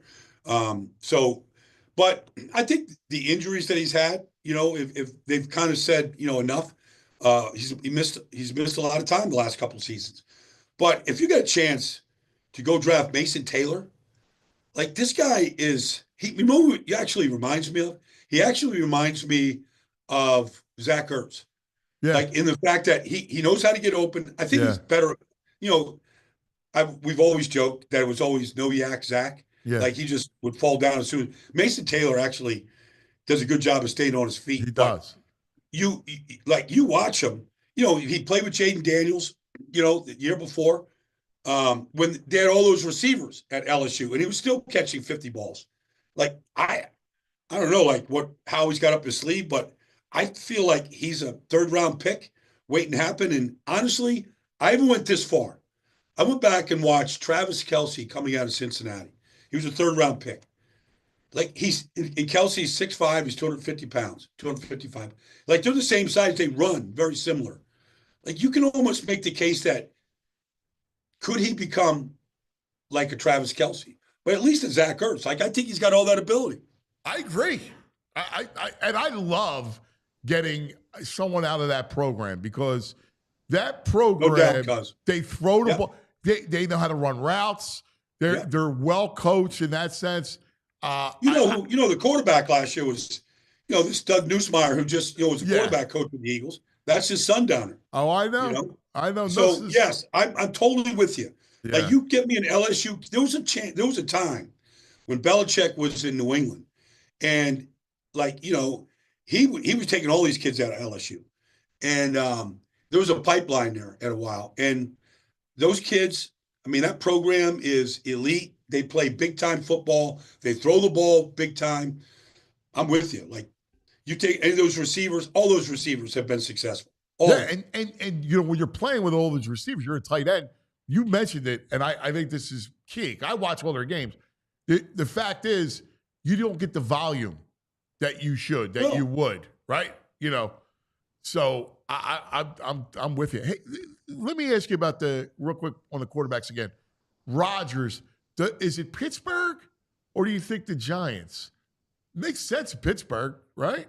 So I made a comment yesterday, talking about all this stuff. His home is actually closer to the Giants facility than it is to Florham Park and the Jets facility. Yeah. Like, if he goes to the Giants, he's going to get Dable, is going to work with them. If they got Rodgers and then they went and drafted Travis Hunter, and you put him with Malik Neighbors, with Tyrone Tracy, you add another piece on the offensive line, you've got a chance offensively. You've got a chance. Now, if you go to Pittsburgh, Andy Weidel, Omar Khan, they've been building the offensive line. They lost, Troy Fautano on the first game of the season, but he's coming back. They're going to have a good offensive line. They're going to draft a running back. You're going to have two receivers to throw to. You've got a leadership, on defense that you don't have to worry about. And you got a head coach that says, say whatever you want to McAfee. I don't care. Come out here and win games on Sunday. So you got a guy that has a strong presence in that building. Pittsburgh looks like it makes the most sense to me. They don't have a quarterback. They literally don't have a quarterback. And the only question you have right now is he's going to be 41. And heck, even when he signed with the Jets 2 years ago, he pulled a calf muscle in the offseason. He babied that calf the whole year. Then he tears it, before he plays into the season. Like, is there something, like, I don't know, like, it's just a big gamble, because if he goes down, what do they got? You're done. Yeah. What does Pittsburgh do? I mean, there's nothing else out there. I don't honestly understand how they let Justin Fields walk. Now, maybe they didn't want to give him guaranteed money. Like, I went back and watched. He started the first 6 games last year. Russell Wilson had a bad calf. He got all preseason. He was 4-2. In fact, they started off 3-0. They lost in the last seconds to Dallas by 3. They lost to the Colts by 3. But they beat Atlanta. They beat the Chargers. Like, he was playing good football. He took care of the football. I don't know. Like, Justin Fields, to me, I liked him coming out of Ohio State. I still like him. I think he's got some blind spots the way Jalen Hurts has some blind spots looking at defenses. But whatever those blind spots are, like, you put the ball in his hands, like, that guy is, as outside of Lamar, he's the best running quarterback in his business. He's averaged 6 yards a carry in his career. Like, you could do a lot with him. I just don't know what Pittsburgh, maybe, obviously, there's things they don't like about him. Otherwise, they should have been the front runners. What do you think of what Washington did? Did you like do you like their moves? No, I mean, look, you get Debo. I mean, maybe if they found out that DK was available, they would have rather had DK. But the receivers move, that's fine. I trust Cliff Kingsbury, but to go get Laramie Tunsil, that's an upgrade. Now, Tunsil was terrible last year. Yeah. He had 12 false start penalties. I know. He's a penalty machine. I like him, but I know. But you imagine, like, if anybody jumps off sides in Philly, they kill him. Yeah. If Lane Johnson has a penalty in the game, he's regressing. Yeah. You imagine having 12 of those? No. Remember Jason Peters used to get a bunch of those? Yeah. And people are like, well, I don't know. He's only 30 years old. He's a great pass protector. He is. That's what I like about, like, to me, it's worth the gamble. Like, it's worth the gamble. It's a big time move. I mean, if you've got anybody in research there, go look up all of the compensation that Laramie Tunsil has gotten in 2 trades from Miami to Houston and now Houston to Washington. And look what left tackles give you in this business when you're a Pro Bowl left tackle. what you get on the market. It's unbelievable. Wow. So far, who do you like moves wise? Well, I like what teams? Chicago's done. Yeah. You know, I mean, they look. I love Caleb Williams. Build that And, offensive you know, line, yeah. Yeah, I mean, look, I like Matt Pryor personally. I like Matt. He's not a starting guard in this league. He started last year. We got to know each other at the barn at Lane Johnson's house. I like Matt a lot, but he's a backup player. He was terrible last year. They've got 3 new offensive linemen. The right tackle can be a good player. And then they built in the trenches defensively. They got Deo from Indianapolis, a pass rusher. They got a defensive tackle. They're doing that's good. I think Denver, when you can go get Dre Greenlaw and Talanoa Hufanga right there and add to a defense that was already really good. I like what Denver's done defensively. They're a legit top 5 defense right now. So if you're going up against Kansas City or the Chargers, they can keep the score down with anybody right now. I don't know why the Chargers went after Najee Harris. I don't either. I really don't. There's nothing special about Najee. I like Dobbins better. I do too. He's shiftier. He makes people miss more. Najee is you can look up and say, okay, he's had 4,000-yard rushing seasons in a row. But man, he's got there's just not a lot of, he is big. He's got that, but that's not what I'm looking for in a running back. Yeah. I like Jaylen Warren. I always love Jaylen Warren. Way more in Pittsburgh than Najee Harris. Well, he's got Warren at least got twitch. He's got twitch. He's got Najee. He's got none twitch. of that. None. No. You know what I like? First of all, the NFC North is going to be awesome, right? I like Minnesota. I like what Minnesota's doing. Well, they went out. I mean, if you look at Sam Darnold at the end of the year and everybody wants to criticize him, I mean, Garrett Bradbury is a nice guy. He's a 295-pound center that gets overpowered. They go out and get Drew. They go out and get some offensive linemen. This Ryan Kelly is a great player from Indy.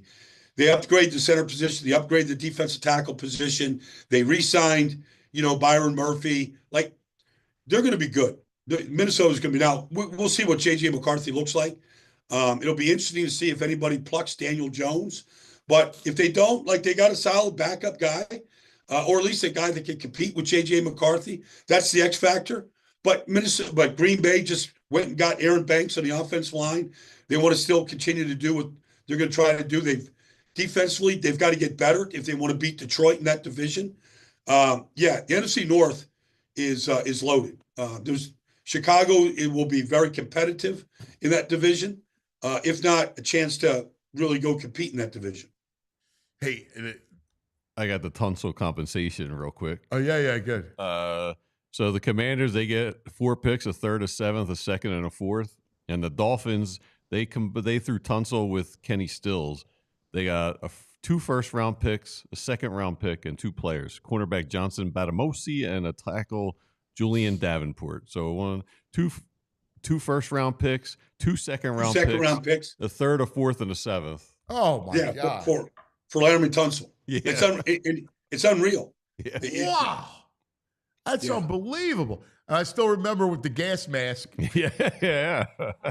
Well, he was the best player in the draft until they threw that video up there, and then he sunk like a stone to number. I think he was the 13th pick by Miami. Laramie's I'm a fan personally. I'm a fan of Laramie, but he got some quirks about him now that probably shouldn't be out there. But I do like the guy personally, though. He is a very Washington has never replaced Trent Williams from the time they traded.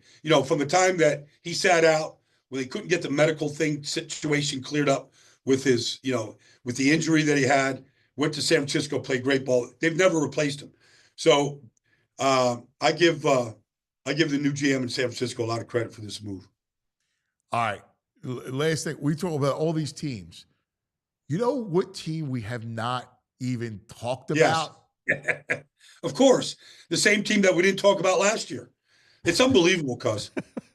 The Dallas Cowboys. They lose Rico Dowdle, who actually the second half of the season played great football. Yeah. And they replaced him with Javonte Williams. They literally Javonte Williams, he had a major knee injury 2 years ago. He's never been the same guy. Like, they got a guy. Slow. They lost Chauncey Golston, who was, they can't figure out, how is it they can't figure out how to sign Micah Parsons? Why wasn't Micah Parsons signed after a second year when he was the most dominant edge rusher in the business? Like, what were they waiting for? What did they think? Like, they are so clueless about the cap and how to work it. It's unbelievable to me. Like, how is it that DK Metcalf could go out there? You put DK in that offense with CD, and you put him, you go draft Ashton Genty and another offense lineman. Like, all right, let's go compete. I don't know what they're doing. I'm so with you. And they have no like, I look at them and I go, they don't recognize speed. Like, what? Like, well, I mean, if you just look at it. I brought him up to you. They buried the kick returner they had, right? And I said this early in the year. I go, why don't you incorporate this kid in the offense? He's got speed. Devontae Turpin. Yeah, he's got speed. It took him all year to put him into the offense. And I'm going, they're clueless. Like, you got a kid right here. They made a big deal. They made a big deal last year about drafting Deuce Vaughn because the running back coach for Dallas, it's his dad, or personnel director. So the kid's 5'5". Like, he's not Darius Sproles. He's not Sproles. So, like, but honestly, like Adam Peters in Washington, Howie Roseman, like, who's the architects of your team? Yeah. How are they building your team? Like, Washington has a clue. They've made a huge leap. They're in the game. In 1 year, they drafted the right guy at quarterback. You get that position figured out. It makes it a whole lot easier. They put a staff together. Like, just follow the architects of this business. Like Bill Polian, everywhere he went, they built winning teams. Buffalo, Carolina, Indianapolis, winning teams, Super Bowl teams. But you follow Ozzie Newsome. You follow the architects in this business. And Dallas right now needs an architect. You're spot on. My brother, listen, tomorrow I'll see you at 9 a.m. 9 a.m., cuz. Bring the steaks. Meat locker. Bring the steaks. Let's go. All right, man. See you, buddy. See you, brother. The great Baldy. Wow. Bo Wolf. Come here, Bo. Come on in, Bo. Yeah. The Eagles traded. Wow. We need a breaking sounder. Yeah. I think I might have something. Kenyon Trade Green. him to the Texans. Waiting for the full details. Here we go. No, we don't have it yet. CJGJ. On in a sec. Here we go. What do we got? Oh, man. CJGJ traded. Here it is. It's Schefter. Are So you the kidding? Eagles are trading C.J. Gardner-Johnson and a 6th-round pick to the Texans for Kenyon Green, who is an interior offensive lineman, and a 5th-round pick. I think that tells you they were sort of tired. Yeah. They had enough. Yeah. Of the C.J. Gardner-Johnson. Yeah. Experience. They're like, CJGJ, bye-bye. Now Slay might come back. You take your mouth. What is the deal with Slay, Bo? And you might as well put Zach up. I'll bring Zach up, yeah. Let's bring Zach up and get a conversation going. Zachariah! Oh, VG, you don't have to leave. No, he's just getting the mic. Zachariah! I'm here. I'm here. You got me? Yeah, I got you. This is free agency, baby. This is free agency. This is amazing. Hot off the presses, CJGJ moved. Zach, your initial thoughts? Yeah, so I thought the C.J. Gardner-Johnson contract was something that was going to be lingering behind the scenes, but the Eagles obviously get ahead of it. Kenyon Green, a former first-round pick, actually, if you remember the year when the Eagles made the Jordan Davis trade, that was, the Texans ended up taking Kenyon Green that year. But this is an interesting move for the Eagles. Kenyon Green was a highly regarded prospect coming out of Texas A&M. I know, the Eagles like, Sidney Brown. They have Rick Blankenship. But C.J. Gardner-Johnson, someone who played really well for the Eagles, I thought brought this competitive toughness, the competitive swagger that was beneficial. But I also think that he wanted some work done on his contract, or that's something that you heard might be the case behind the scenes. Eagles getting ahead of it here, but still kind of piecing it together. This is an interesting move. I mean, on the surface, you would rather an offensive lineman than a safety, right? I mean, a good O lineman is more valuable than a good safety. Yeah. But I'm curious to see what the next step is for CJ Gardner-Johnson here. Obviously, this would also signal that Mekhi Becton wouldn't be coming back, right? That was my next question. This Kenyon tells Green. you that Becton's going to go. Now, Kendrick Green, to be fair, is a guy who has lost jobs in the past. He was traded from the Steelers to the Texans. Wasn't a No. You're thinking of Kendrick Green. This is Kenyon Green. Oh, I am completely wrong. You're right. Yes, Kenyon Green. Same team. Yeah, Kenyon. Yeah, this is Kenyon Green was the 15th overall pick in the 2022 draft. He's someone who he started at left guard in 22, was out the 23 season with an injury, played 9 games or started 9 games last year. Now, granted, the Texans' offensive line really struggled last year, right? I mean, they just traded Tunsil, but Kenyon Green he's 23 years old. He turns 24 he turns 24 this week. So he is a young player on a rookie contract. One thing Bo and I have been talking about is, and I talk about this with you too, Anthony, is you can't have 5 starting offensive linemen on major, on 8-digit contract deals. So Kenyon Green would still have, he's entering the 4th year of his rookie contract here. It makes sense from the cost perspective. Whereas, CJ Gardner-Johnson, you're probably looking at for 1 more year with the Eagles. Now, the one other thing I would say, now obviously the Eagles need to fill in that safety position. Could be Sidney Brown. They love Sidney Brown. But they could think this is a free agency spot to pop in on. That could be part of their calculus. Guys still out there, Justin Reed, obviously Spags knows very well. Yeah. Justin Simmons, who's obviously older but has that Vic Fangio experience. Rayshon Jenkins is older. Marcus Epps, old friend. Xavier Woods. Julian Blackman would be the other guy that I would consider. Has some sort of free safety ability. But I am curious. The Eagles made such a big deal about the toughness that CJ Gardner-Johnson brought to that defense. I wonder how they will feel about having to backfill that. That's a great point because he was that kind of – he had swag, and he brought swag to that defense. That's the one thing he did. That he had a good year. He had a really good year. But I'm with you on Kenyon. I like that move. Welcome to Stoutland U, son. And this is where a Stoutland gets his hand on guys. A kid like him, he could turn into a player. Yeah, and you would have to think that this is also their calculation on the draft class itself. Maybe there's nobody they love in the 1st and 2nd rounds, and so this is the guy who they view can sort of step in. Yeah. Well, certainly at least as a backup. Yeah. To fill that spot. Wheeling and dealing. This is amazing. Yeah. Hey, Zach, let me ask you a question about Slay. So Slay's not allowed to sign until June 1st, right? Post June 1st. No. He's allowed to sign. Once he's officially released, he's allowed to sign. The Eagles designated as a post June 1st release. So Slay's allowed to sign, but Slay hasn't officially been released yet. So once Slay's officially released, he can sign, and then the Eagles would get the cap savings post June 1st. Right. But I'm just curious, just for housekeeping, there's no chance that he comes back, right? I mean, I suppose if the transaction hasn't matriculated yet, then there's a chance, but he's not coming back at that salary. So what they could do is they could try and turn right. My guess is at the start of the league year, that's, because he wouldn't be cut until the start of the league year post June 1st. You can't designate it until that. So when they announce it, they basically allow his agent to start talking to teams, and then start of the league year, they cut him with the post June 1st designation, because you can't cut someone post June 1st designation and before the start of the league year. Right. But you can sign and designate it. Like for Slay, you could Slay can sign.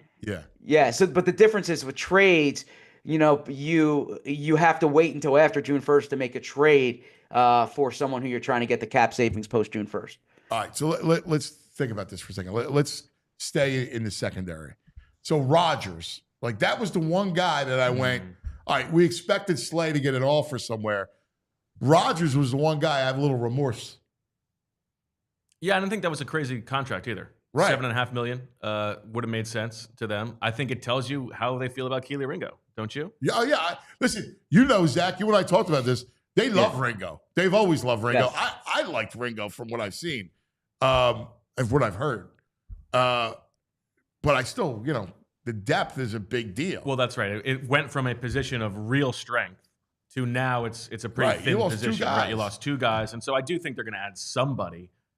Maybe they sort of wait and see how the market comes to them. There are still some veteran corners out there. How do you feel about Ricks, Zach?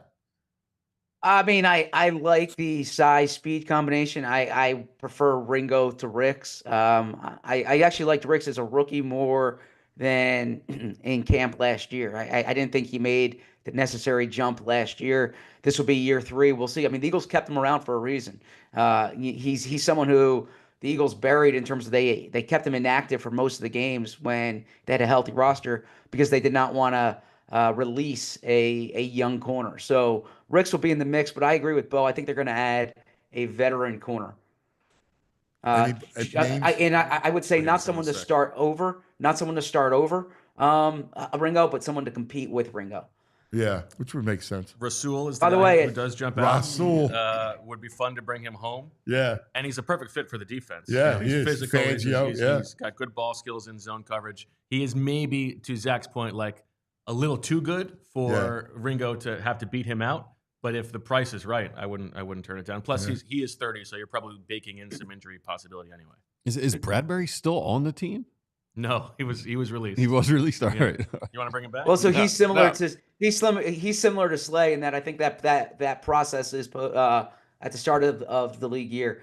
To circle back to the CJ trade, one thing that, and again, there's a lot of time before the season starts, but to the point that we're talking about with Keely Ringo and some of these other guys, one thing I have been hearing is the Eagles want to give Sidney Brown a chance to try to play, and now I think it's probably similar to the Ringo situation where you're going to want a veteran there to only because of his injury history. You have to. Yeah, but I don't think they totally want Sidney Brown to be blocked. Now I admit I didn't think they were going to trade CJ, but I thought they were going to have to. I thought they were going to have to extend CJ this offseason because I did hear that contract was something that could come to a head. I'm surprised that this happened as quickly as it did, which probably suggests that behind the scenes there was a push for a deal. The Eagles they've been pretty clear about the fact that they're paying big money to a lot of guys. Right, they have to decide who they're paying money to, and a new CJ deal, my guess, would probably take them beyond what they were looking to spend at that position. So you're able to turn that into a guard. I'm not saying it's a good deal or bad deal. I obviously have to do more work on it, but my understanding is this kind of has to do more with reconfiguring some of the salaries and trying to get a sense of position allotment. Yeah, because. Like you look at what the D tackles got yesterday. The Jalen Carter deal next year is probably going to start with a 3 in front of it, right? Yes. In terms of like the annual per year. The thing to keep in mind with Sidney Brown, we talk about sometimes the tension between who the front office likes and who the coaches like. We got to keep in mind, he came in the middle of the season from being injured, but when he came back, Sidney Brown was the 4th safety. He was behind Tristan McCollum in Vic Fangio's eyes, and then they moved Avonte Maddox to safety at 1.2. Yeah. So Sidney Brown has not yet earned Vic's trust on defense. How much it has to do with it coming back from the injury and really what kind of football shape you're in? I think that's probably a lot of it. And we know that Vic likes to see those guys play and how much he cares about practice. Yeah. And so in the regular season, when you're not able to practice, it's hard. It would be very difficult to earn Vic's trust. But still, he hasn't. Yeah. No, that's fair. That's a good point. That's a real good point. All right, let's move up through the second level, and we got some more cornerback names. Asante Samuel Jr.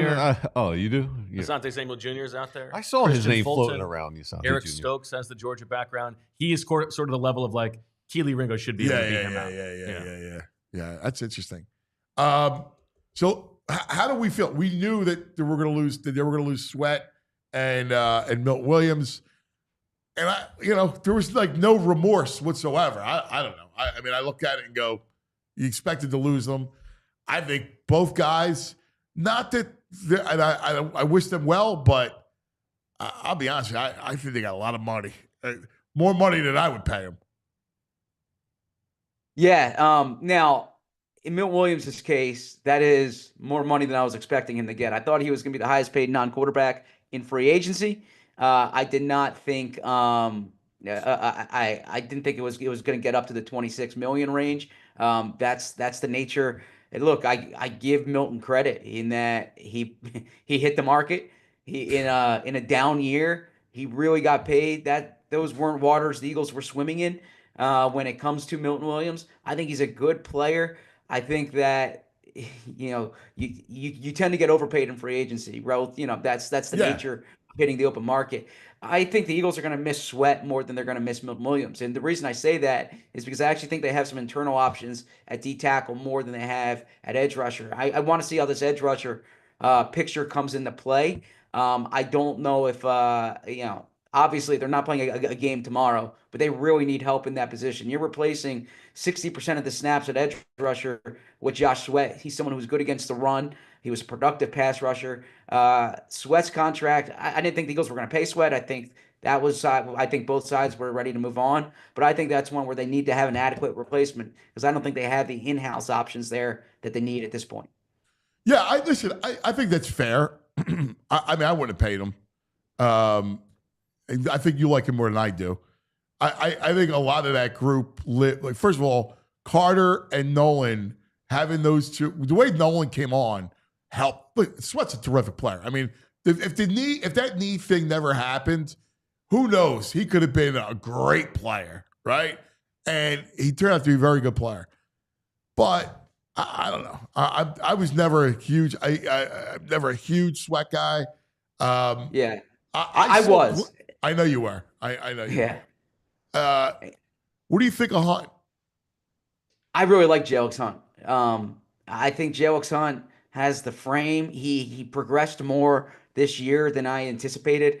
I thought it was going to be like a redshirt year for J.L.X. Hunt. Now part of this was because Bryce Huff wasn't as good as they needed him to be.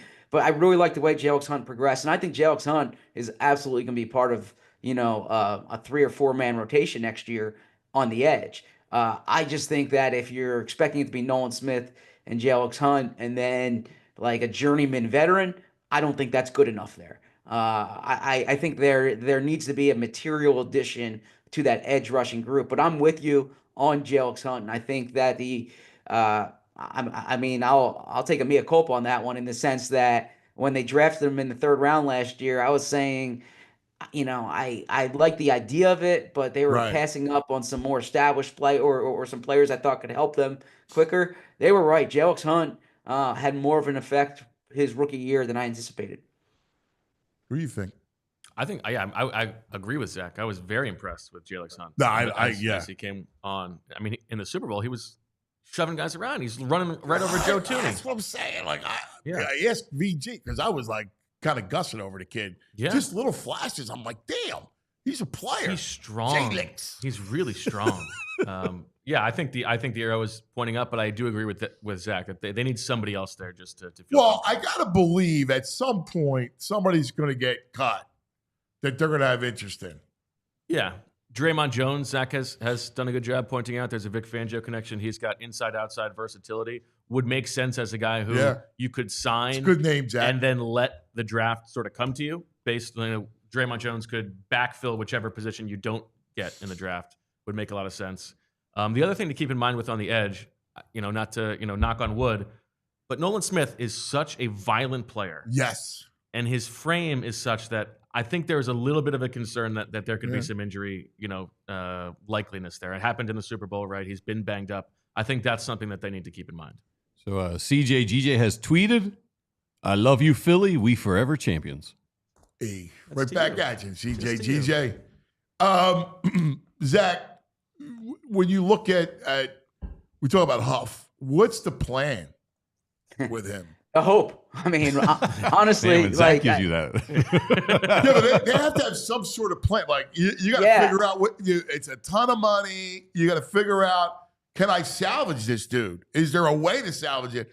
I mean, obviously Fangio doesn't say it, but is there any kind of off-season? Have you talked about that? Talked to them about him? Yeah, so I mean, Howie said the book's not closed. The book's not closed on it. That there's still a lot to be written there. I think that might be a bit of wishful thinking. I'm not sure he's the best fit for what Fangio wants to do. No. He played more in that wide 9 front. When he was with the Jets, and I think he's probably more productive as a designated pass rusher in that system than the way he was expected to be used with the Eagles. It was a projection, and by the way, I liked the signing when they made it, so I can't act like I knew this was going to happen after the fact. They talk about how he was affected by the hand injury last year, but by the way, this goes back to the preseason. I mean, he was playing in the preseason last year. He wasn't really making much of an impact in training camp. You kept hearing, well, Hassan Reddick when Reddick got here going up against Lane Johnson, but then it wasn't translating the game. So the way I view it, I'm not certain Bryce Huff's on the team next year. Now the Eagles would need to take it on the chin if they were to trade him. So I'm not sure that happens, but I don't think they can plan on Huff being a major part of this rotation. I think almost anything you get from Huff is gravy at this point. I want to circle back to one other thing we talked about, like the nastiness that CJGJ brought to the defense and how they felt like they needed that last year. Yeah. I think what you saw this year is, Zach Bond brings that. Cooper DeJean brings that. Nolan Smith, who, last offseason they didn't know was going to be a big part of the defense. Jalen Carter obviously brings that. I think they don't need somebody to bring that on their own as much I agree. as they did a year ago. To your point, I think you're spot on with that. And also, if what Zach was saying about reworking his deal, you're just not going to do it. Yeah. It's the same way. And this brings me to tight end, because it's the same thing with Goddard in the sense that they don't want to pay him. Like, this is his time to get paid, and clearly they don't want to pay him. Yeah. I think they don't want to pay him beyond this year, right? Most especially. And if you're Goddard, you go, now's my chance. Now's my contract. Right. But the difference is they don't have a Sidney Brown on the roster. Well, when it comes to that's why I'm Dallas bringing this Goedert, right? up. Yeah, I think if they feel that good about the draft class that they are sure that they're going to add somebody, that's one thing. But they don't have an answer for what's going to look what the roster is going to look like if they do trade him. Well, and here's my question to you guys, because it's similarly, they don't want to pay him. There's already talk about the 4th round pick and trying to move him.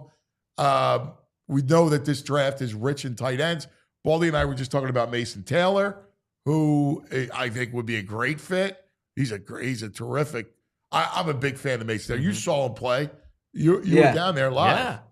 Yeah, and he had a big game when I was down there live. I liked Mason Taylor. I will say, though, that history is not kind to rookie tight ends. Now, Brock Bowers had a historic season last year, but typically speaking, especially when you look at 2nd and 3rd round, I think the Eagles would need to have a better plan than just drafting someone to kind of take over for Goddard. There are different things they can do. I would keep paying attention to the trade market. Howie is good at obviously navigating the trade market, but they get an extra 5th round pick yesterday in this swap of CJG in this Gardner Johnson swap. They move up from the 6th round next year to the 5th round next year. So they're getting a few more trade assets here that they already have an extra 3rd from Hassan Reddick last year. So I can see the Eagles continuing to try to navigate the trade market, in particular looking for players on rookie contracts, and because they are pretty cognizant. Let me ask you a question about Michael Mayer with the Raiders. Like that seems to be a possibility. They got Bowers there. You don't need Mayer, and he's a kid that had a little promise to him. This is another Zach call. Yeah, and I think those are the kind of guys who I think Howie would look at, and that's similar, by the way, to acquiring Kenyon Green. Plus, you get an Irishman. You got a Notre Dame. Yeah, and this is we've joked about it at times, but Howie likes to kind of look for former high draft picks who maybe need a change of scenery. Kenyon Green is an example of that. Yeah. Michael Mayer would be an example of that. And what you're looking at in those cases is kind of like a depressed asset. A guy who cost you a 1st round pick 2 years ago. If you get him for a mid-round pick, or if you get him for a veteran, like in the Kenyon Green case, that's a trade Howie typically tries to make. But there's often too a reason why that guy's not productive where he's been, and so you have to identify like what do you see? What do you know that the team that has him in the building doesn't? And it's a gamble. It's an absolute gamble when you try to make these types of trades. So I liked Michael Mayer coming out. I thought actually Michael Mayer was productive as a rookie, but then I was surprised when they took Brock quarterback Bowers. play, mind you, with bad quarterback play. Carr was terrible. So that's something that you kind of have to keep in mind there. But I do think it's imperative if they do move on from Dallas Goedert, what's your plan at tight end? Because I don't think it's by the way, real say, quick, yeah. Daniel Jones to the Colts, $14 million deal. Okay, so he'll compete with Anthony Richardson there. But that's a good example of why a team would trade for Kenny Pickett, because Kenny Pickett and Daniel Jones are not that different, and one guy's making $2.5 million and the other guy's making 14. Yeah, I'd rather have Daniel Jones. So would I. I hate Daniel Jones, but I'd rather have Daniel Jones. But would you rather have Daniel Jones or Kenny Pickett and $12 million? I hear you. Daniel Jones. I'd rather have Daniel Jones. I can't do this guy as my quarterback. Burger King hands. I can't do it. I'm sorry. I'm with you. I was so happy they got rid of him. I hated Kenny Pickett. I hated him. I couldn't stand him. I hated him at Pittsburgh. I can't stand him. I was like so happy. He's a nice guy. Great guy. God bless him. Did you see the photo of the handshake goodbye? Kenny and Jalen Hurts. Pretty good. Show it to him. Hey, Zach, dude. That's pretty good. Tanner McKee, baby. I love Tanner. I love McKee. Yeah. That's Zach, you got to be happy. You're a Tanner, man. I mean, based on what I saw last year, Tanner McKee outplayed Kenny Pickett during the summer. He outplayed Kenny Pickett during the season. Yeah. But I did understand why they wanted someone with starting experience. I thought it made sense, though, to move on from Kenny Pickett. They did better in that trade than I thought. You know, I thought they should go after a sixth or maybe try to move up from like the 5th to the 4th round. They got a 5th, and then they get a project quarterback in there. I actually thought Howie did decently in that deal relative to what I anticipated it being. Hey, Zach, do you think they now extend Blankenship? Yeah, I think that would be the move here, is to kind of have Blankenship as kind of your core guy or as one of your core guys there, just to give you a sense of security at safety. I can't imagine Blankenship would cost you that much, but they don't really need to bring Blankenship's cap number down this year, so maybe it's not like the top order of business, but just in kind of their long-term bookkeeping, it's something to think about. I would also, I think Bo hit on the head at the top, is that they might look at it like it's easier to find a safety on the open market right now than it is to find a guard. You look at what guards are being paid. True. Kenyon Green, like I don't want to make it seem like Kenyon Green is the answer here, but I will say that when you're able to get a 24-year-old former first-round pick who's on a contract when Aaron Banks is getting paid $18 million on the open market, like it's a better bet in a vacuum to get the O lineman than it is to get the safety, because you can find safety. But to that point though, CJ Gardner-Johnson was elite at turning over the ball. Like you saw the 2 years he was on the team, he forced turnovers, and the Eagles don't necessarily have that with their secondary as it is now. But Vic Fangio, I always kind of thought that CJ was more of a Howie signing than a Vic Fangio signing when they made it. And, I think Vic going into year 2 probably has a better idea of what he wants out of that defense. Well, and here's the other thing too. They obviously know Becton's gone, right? So that is a huge deal because you needed that depth position there. And having Stoutland is such an advantage, right? Because guys like Kenyon Moore come in, and all of a sudden it's like the light bulb goes off with a guy like Stoutland. It's also like a self-perpetuating thing for them, where like they send this message to the rest of the league. Yeah, it's genius. That if you are a super talented offensive lineman who has had some ups and downs earlier in your career, come here. Rebuild your value, and then go get paid. We are the place to come. The Stoutland works this one because Kenyon Green in 2002 graded 83 out of 84 guards. He was hurt 2023, and last year he graded 78th out of 79 guards. So if Yeah. Stalin makes this work, he's better than Michael Carbonaro or whatever that magician's name is. Our Parks magician. All right, so just to put a bow on this, you like how I did that? You like the trade so far? You like the trade? You're for the trade? You understand the trade? I understand the trade. Yeah. And look, Kenyon Green, the Eagles brought him in on a top 30 visit back in 2022. Like, they had legitimate interest in Kenyon Green as a first-round pick in 2022. And so it's not that long ago. It's actually, like I said, the Jordan Davis trade, Houston ended up taking Kenyon Green with that pick. I like the process of trading the 28-year-old safety for the 24-year-old guard. But the 24-year-old guard has to be good, number one. And I want to see kind of what your plan is at safety. I do know that Sidney Brown is, and it might be optimistic, but Sidney Brown is a part of this calculation. Right. That they want Sidney Brown to have a chance to play.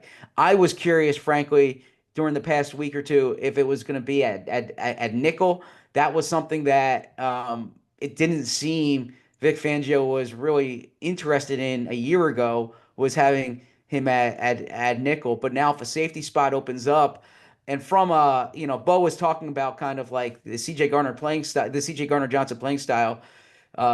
Sidney Brown's someone who, in theory, should have that type of toughness, the physicality, the play. He is a maniac out there, right? Yeah. I got to think that they wanted to find a way to get Sidney Brown on the field. This is a bold trade. This is absolutely a bold trade. But I don't think – I thought going into the offseason they had to make a decision, extend CJ Gardner Johnson or I don't want to say trade him. I wasn't thinking that, but I was thinking like they needed some type of resolution with CJ Gardner Johnson, because I had heard rumblings that he wasn't necessarily thrilled with like this juncture of his deal. Can I ask you one other possibility? Yeah. What if they want to make Cooper DeJean the best safety in football? Wow. But the value of safeties get paid more than nickels do, right? Now, I don't think that that's what the deal is, but I think that's like, if you're just thinking about all the different timelines of what could happen, that is something that is in the back of their mind as a possibility. Probably not next year, but like, okay, yeah, let's say Sidney, we give Sidney Brown a chance. You're gonna need him on the outside next year. Probably, but then they're so rarely in base that he's going to be inside in nickel anyway. Yeah. That maybe when they go to base, instead of bumping him outside, you bump him to safety, and Sidney Brown or whoever comes off the field. I love Cooper, right? So I love him in the middle of the field. I listen. The value of an outside corner is, we know it totally, but I just think he's such a difference maker in the middle of the field with his physicality, his speed, his read on the ball, his ball play. I mean, I would love that. I'll be honest with you, Bo. I would love that. Now, I know it goes against kind of every, roster building metric, but safeties are valuable. Safeties get paid. Listen, it's one of my favorite positions. Would you rather have the 20th best outside corner in football or the best safety in football? Listen, it's a great point you bring up. He plays a rover back position. That last year, he played a rover back position, is what he did. And I mean, think his ability to weave through traffic is unbelievable. Yes. And he's so physical. He is. I love that. He's so fast. Yeah. No, I mean, I'm down. Like, I love that, Bo. The exciting white safety tandem. I love that kid. I want him on the field, the middle of the field, because I just think it makes my defense. Like, it just, you don't have to convince me. Bo? Zach? Yeah, I mean, I knew it. I knew you would go there. I understand it because it goes against the metric. I'm with you. I understand it in theory. I would rather have Cooper DeJean as my outside corner than as my safety. I was thinking he'd be a safety if he didn't work at corner. But I know he can be a real good slot. I think he can be a high-level outside corner. I'd be more apt to do that than put him at safety. Listen, I get we're I'm saying how much I get that position. The only thing about him in the middle of the field, Zach, he's just so valuable, man. He's such a great tackler. He shrinks the field on you. Sure. Yeah. No, I hear your point. Oof. It's tough, but it really is tough because he's got so much skill. He's got so much skill. The kid, it's good to have options. It's good to have options. The one thing I'll say at safety is that, I stand by my feeling that they're going to give Sidney Brown a shot. Yeah. But if you're thinking about the draft, I think you're right. I think. But if you're thinking about the draft, one guy to watch now is Mekhi Starks, who he's a safety from Georgia. Yeah, I know. Yeah. Tested really well. Yeah. High level production. Daniel Jeremiah, who used to work with Howie Roseman, even had the Eagles taking Mekhi Starks at 32 in a mock draft recently. If that's kind of the range that he's in, I'll defer to Fran on this, but he's considered one of the top players in the draft in terms of just like the film, right? Yeah. And he would only be available that late because of the position that he plays. But Mekhi Starks, when you look at the success the Eagles have had with that Georgia defense, he was a day one. He was a true freshman starter at Georgia. So he's someone that I wouldn't rule out Mekhi Starks at 32. He's a playmaker, dude. Want to address that. Starks a playmaker, big time playmaker. I'm down. I just love the idea of having the optionality and the versatility of it. Anyway, I love this. This is great stuff. Thank you. You know what's fun about this is we talk about this. The framing of this part of the football season is the only time when the teams tell us the truth. Yeah. Right? Yeah. Like they can lie about all the other stuff. Even in the draft, they're not in full control. It's about who falls to you. This, like, the whole league is open to them. They can do whatever they want. And they're telling us that they were just sort of tired of the CJ Gardner Johnson experience. And didn't want to to Bo's point there, and I don't want to be hypocritical. I will defend CJ Gardner Johnson because I love that playing style. I love that competitive toughness. I do too, Bo. Exactly. He will be on his fifth team in 5 years. Yeah. Okay, think about that. He'll be on his fifth team in 5 years. So there are 4 teams now who've had him and have been willing to move on from him. And so that's not to defend. Like, that's not. I think the Eagles are a better team with CJ Gardner Johnson than they are without him.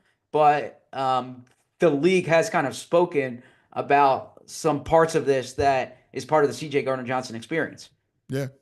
Anyway, I got these guys here because I was going to ask them off the air. Someone I think would be fun here, Kyle Juszczyk. Oh, fullback action here. Any hopes? Well, the Eagles, they did experiment with the fullback last year. Kari Blasingame, Ben Van Sumeren. I don't know. Crazier things have happened. A boy can dream. Yeah. I don't see it enough in their offense, but you never know. Maybe the offense is evolving as well. Yeah. This is great stuff. I love this. Thanks for coming in, Bo. Man, this is all. I love this, man. Yeah, this is great stuff. Now, what's on tap for you guys today? Well, we got the draft show at noon with Fran Duffy, and then we're live at 2:00 for the regular Eagles show. But I think we're going to have to do an emergency pod in about 20 minutes to talk about this trade. Well, to save you the work, I think you cut this segment off and make that the emergency pod. Okay. Yeah, that works. Because instead of you just having to regurgitate everything. There's a whole YouTube, like we'll steal some views this way if we do a new one where the people can come watch. But I don't know algorithms. This is good conversation. I don't know algorithms, but all I know is I enjoyed the hell out of the last half hour, man. Being the 4 of us chopping it up as the news happens. Fantastic. I love it. I'll be honest with you. I thank you. Of course. I enjoyed the hell out of this. It was a lot of fun. Man. Are you kidding me? Having you guys. First of all, I love working with you guys. We love working with you. You know, I enjoy the real football experience, right? VG could tell you. You like football? Nah. No, you know what I'm saying. You get it. Hey, Fit Dad. What do you got, bro? What are you doing, bro? We got some super chats, by the way. Oh, yeah? Yeah. We got one super chat. We got one from Vince. He's asking, does this move... Vince? Our Vince? Our Vince. He says, does this move He's the Stark? greatest. Does this move Starks up the board for the Eagles? Oh, Zach addressed that already. Yeah. You must have got that in before, Zach. Did you see that, You're Zach? sharp, Vinny. I You're did a not see smart it. guy, Vinny. I did not Stark's see it. legit. I don't know if it moves Starks up the board, but I think what it does is you might have a better chance of finding a safety in that 25 to 50 range than you would, a real good offensive lineman in that 25 to 50 range. And again, I don't know how the board's going to fall, but typically that's a good time to find safeties in that like 25 to 50 range. Yeah. We got Also, to keep Vince, I want to make sure that I keep Vince happy and all of us happy with this is make sure you subscribe to be a diehard on allphly.com. We got a sale right now, $36. Head of content was just coming in to make sure you said that. $36 for the year. You get to read all our coverage. We're going to have breaking, we'll have reaction to this. Charlie O'Connor's Flyers coverage, our Sixers coverage, Fran Duffy's draft coverage. It's such a great deal. Jimmy Take advantage of Stakes it now, Phillies. $3 a month. Yeah. That's great stuff. We got Fit Dad CEO with a super chat. He says, I still think the Eagles will go get Trey Hendrickson. Just a feeling. Huh. Boys? That would really surprise me. Yeah. Yeah, he's a little bit older. Yeah. He's going to cost a lot of money. Yep. And pick. Yeah. It feels like a stretch for me. Yeah. He's also not the ideal fit for Fangio's defense, but I mean, he is also like one of the 3 best pass rushers in football. Yeah. So, I'm not going to turn my nose, but I would be surprised. I would be surprised. I think Azeez Ojulari is more of a possibility than Trey Hendrickson, if I'm being honest. I would agree with that. Yeah, I would agree with that. This, boys, fun stuff. Keep it right here on PHLY. Zach and Bo, you guys are the best, man. Great work. Appreciate it. Thank you. Thank you, cuz. Thanks, boys. There they are. All right. Zachariah and our man, Bo Wolf. A lot of fun. King of content. Here he is, Jamie Lynch. King of content. We love it. Got to take care of some business, and we got a Rite Aid back in the day moment. Yeah, we'll go back This in the day. portion of the show is brought to you by Rite Aid. And let's talk a little bit about the Parks Casino, the great Parks Casino, my casino of choice, which is Parks Casino. All the great stuff that happens at Parks Casino, all the acts. First of all, it's just a great time. And then they have a state-of-the-art sports book, which I love, which is incredible. They have the poker room, you name it. We have no screen. Does that matter? Screen went dark. But they have it all there. Pennsylvania's #1 casino. That's it. Parks Casino. Tickets on sale now for these headliners. Just announced. By the way, my man Neil, Officer Neil, loud and clear in Barbados. He retired. Former Philadelphia PD, good man. Now he's in Barbados? Neil Kohler. Nice. Love on my man Neil. Says hello. Thousands of hot slots, state-of-the-art sportsbook, beautiful poker room, collection of award-winning restaurants, Parks Casino. This is how you win. Pennsylvania's #1 casino. Tickets on sale now for these headliners. July 26th, the hilarious Joe Gatto from Impractical Jokers. Larry!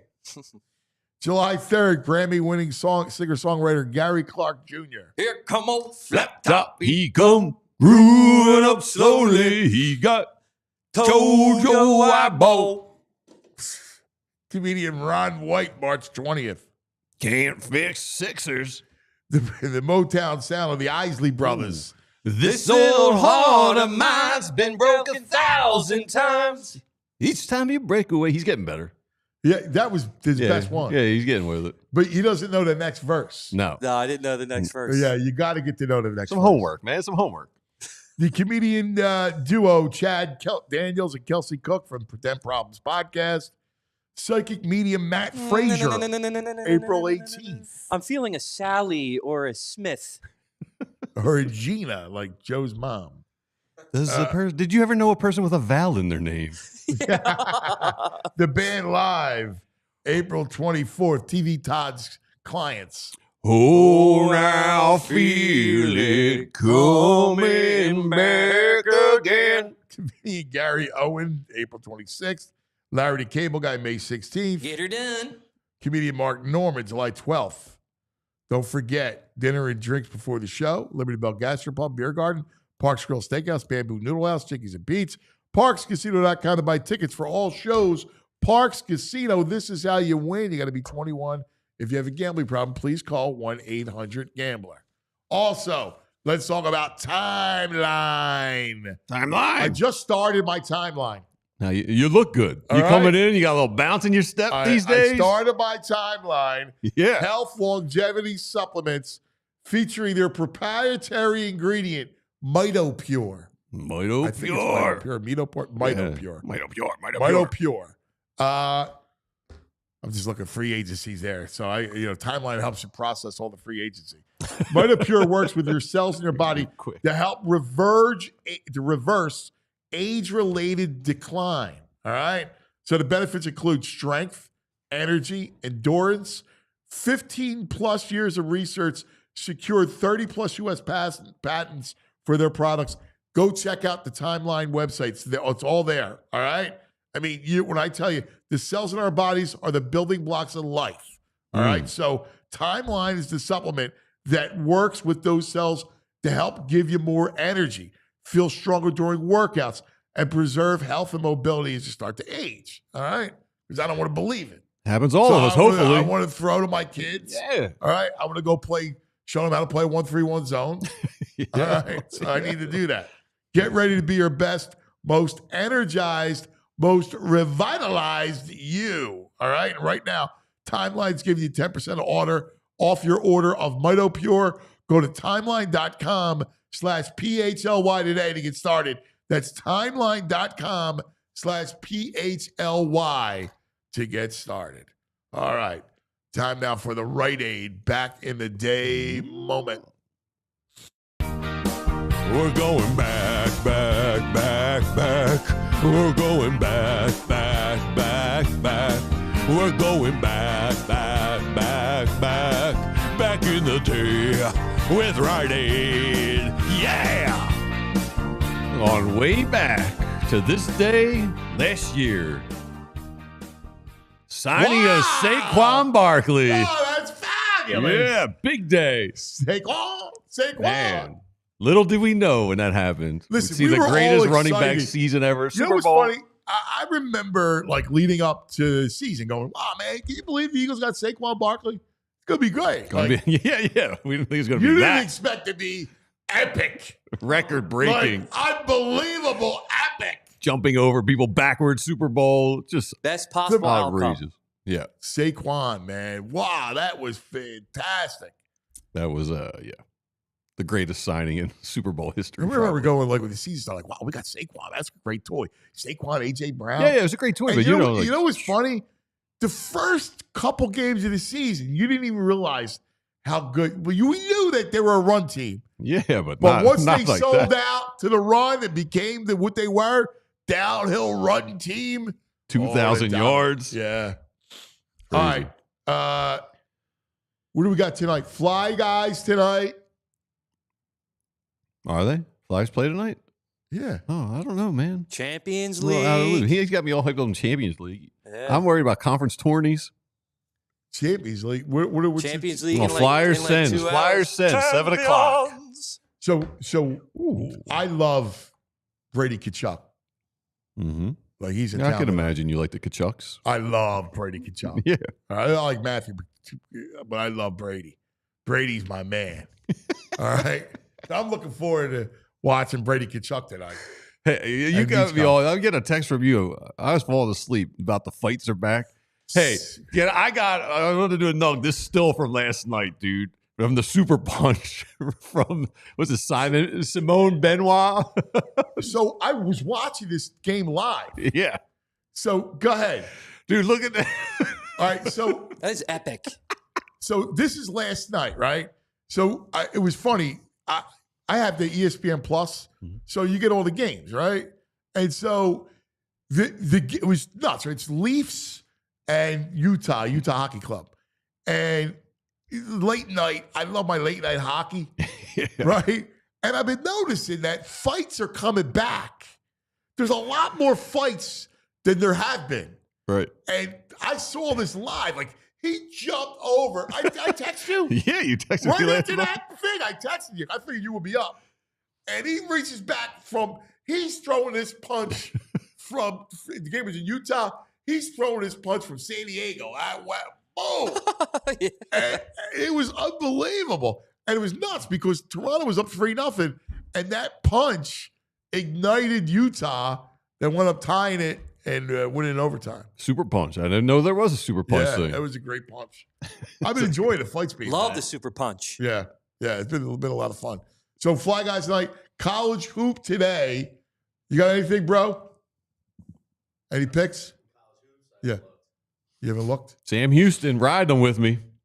Sam Houston, what do you got in your Champions League? Yeah, I mean, we got four good matches tonight. Inter, obviously, I'm going to pick them. Inter Milan. They're doing great. Bayern, they're up 3-0 in the aggregate. They're going to win that. And give me Liverpool. Anfield, they're back at home. PSG, I know they were playing well, but I think Anfield is the cathedral of football. So I don't think they're going to get stopped. All right, so your selections are Liverpool, Inter Milan, and Bayern. Bayern. Try with Gonzaga. Well, Gonzaga, Zags.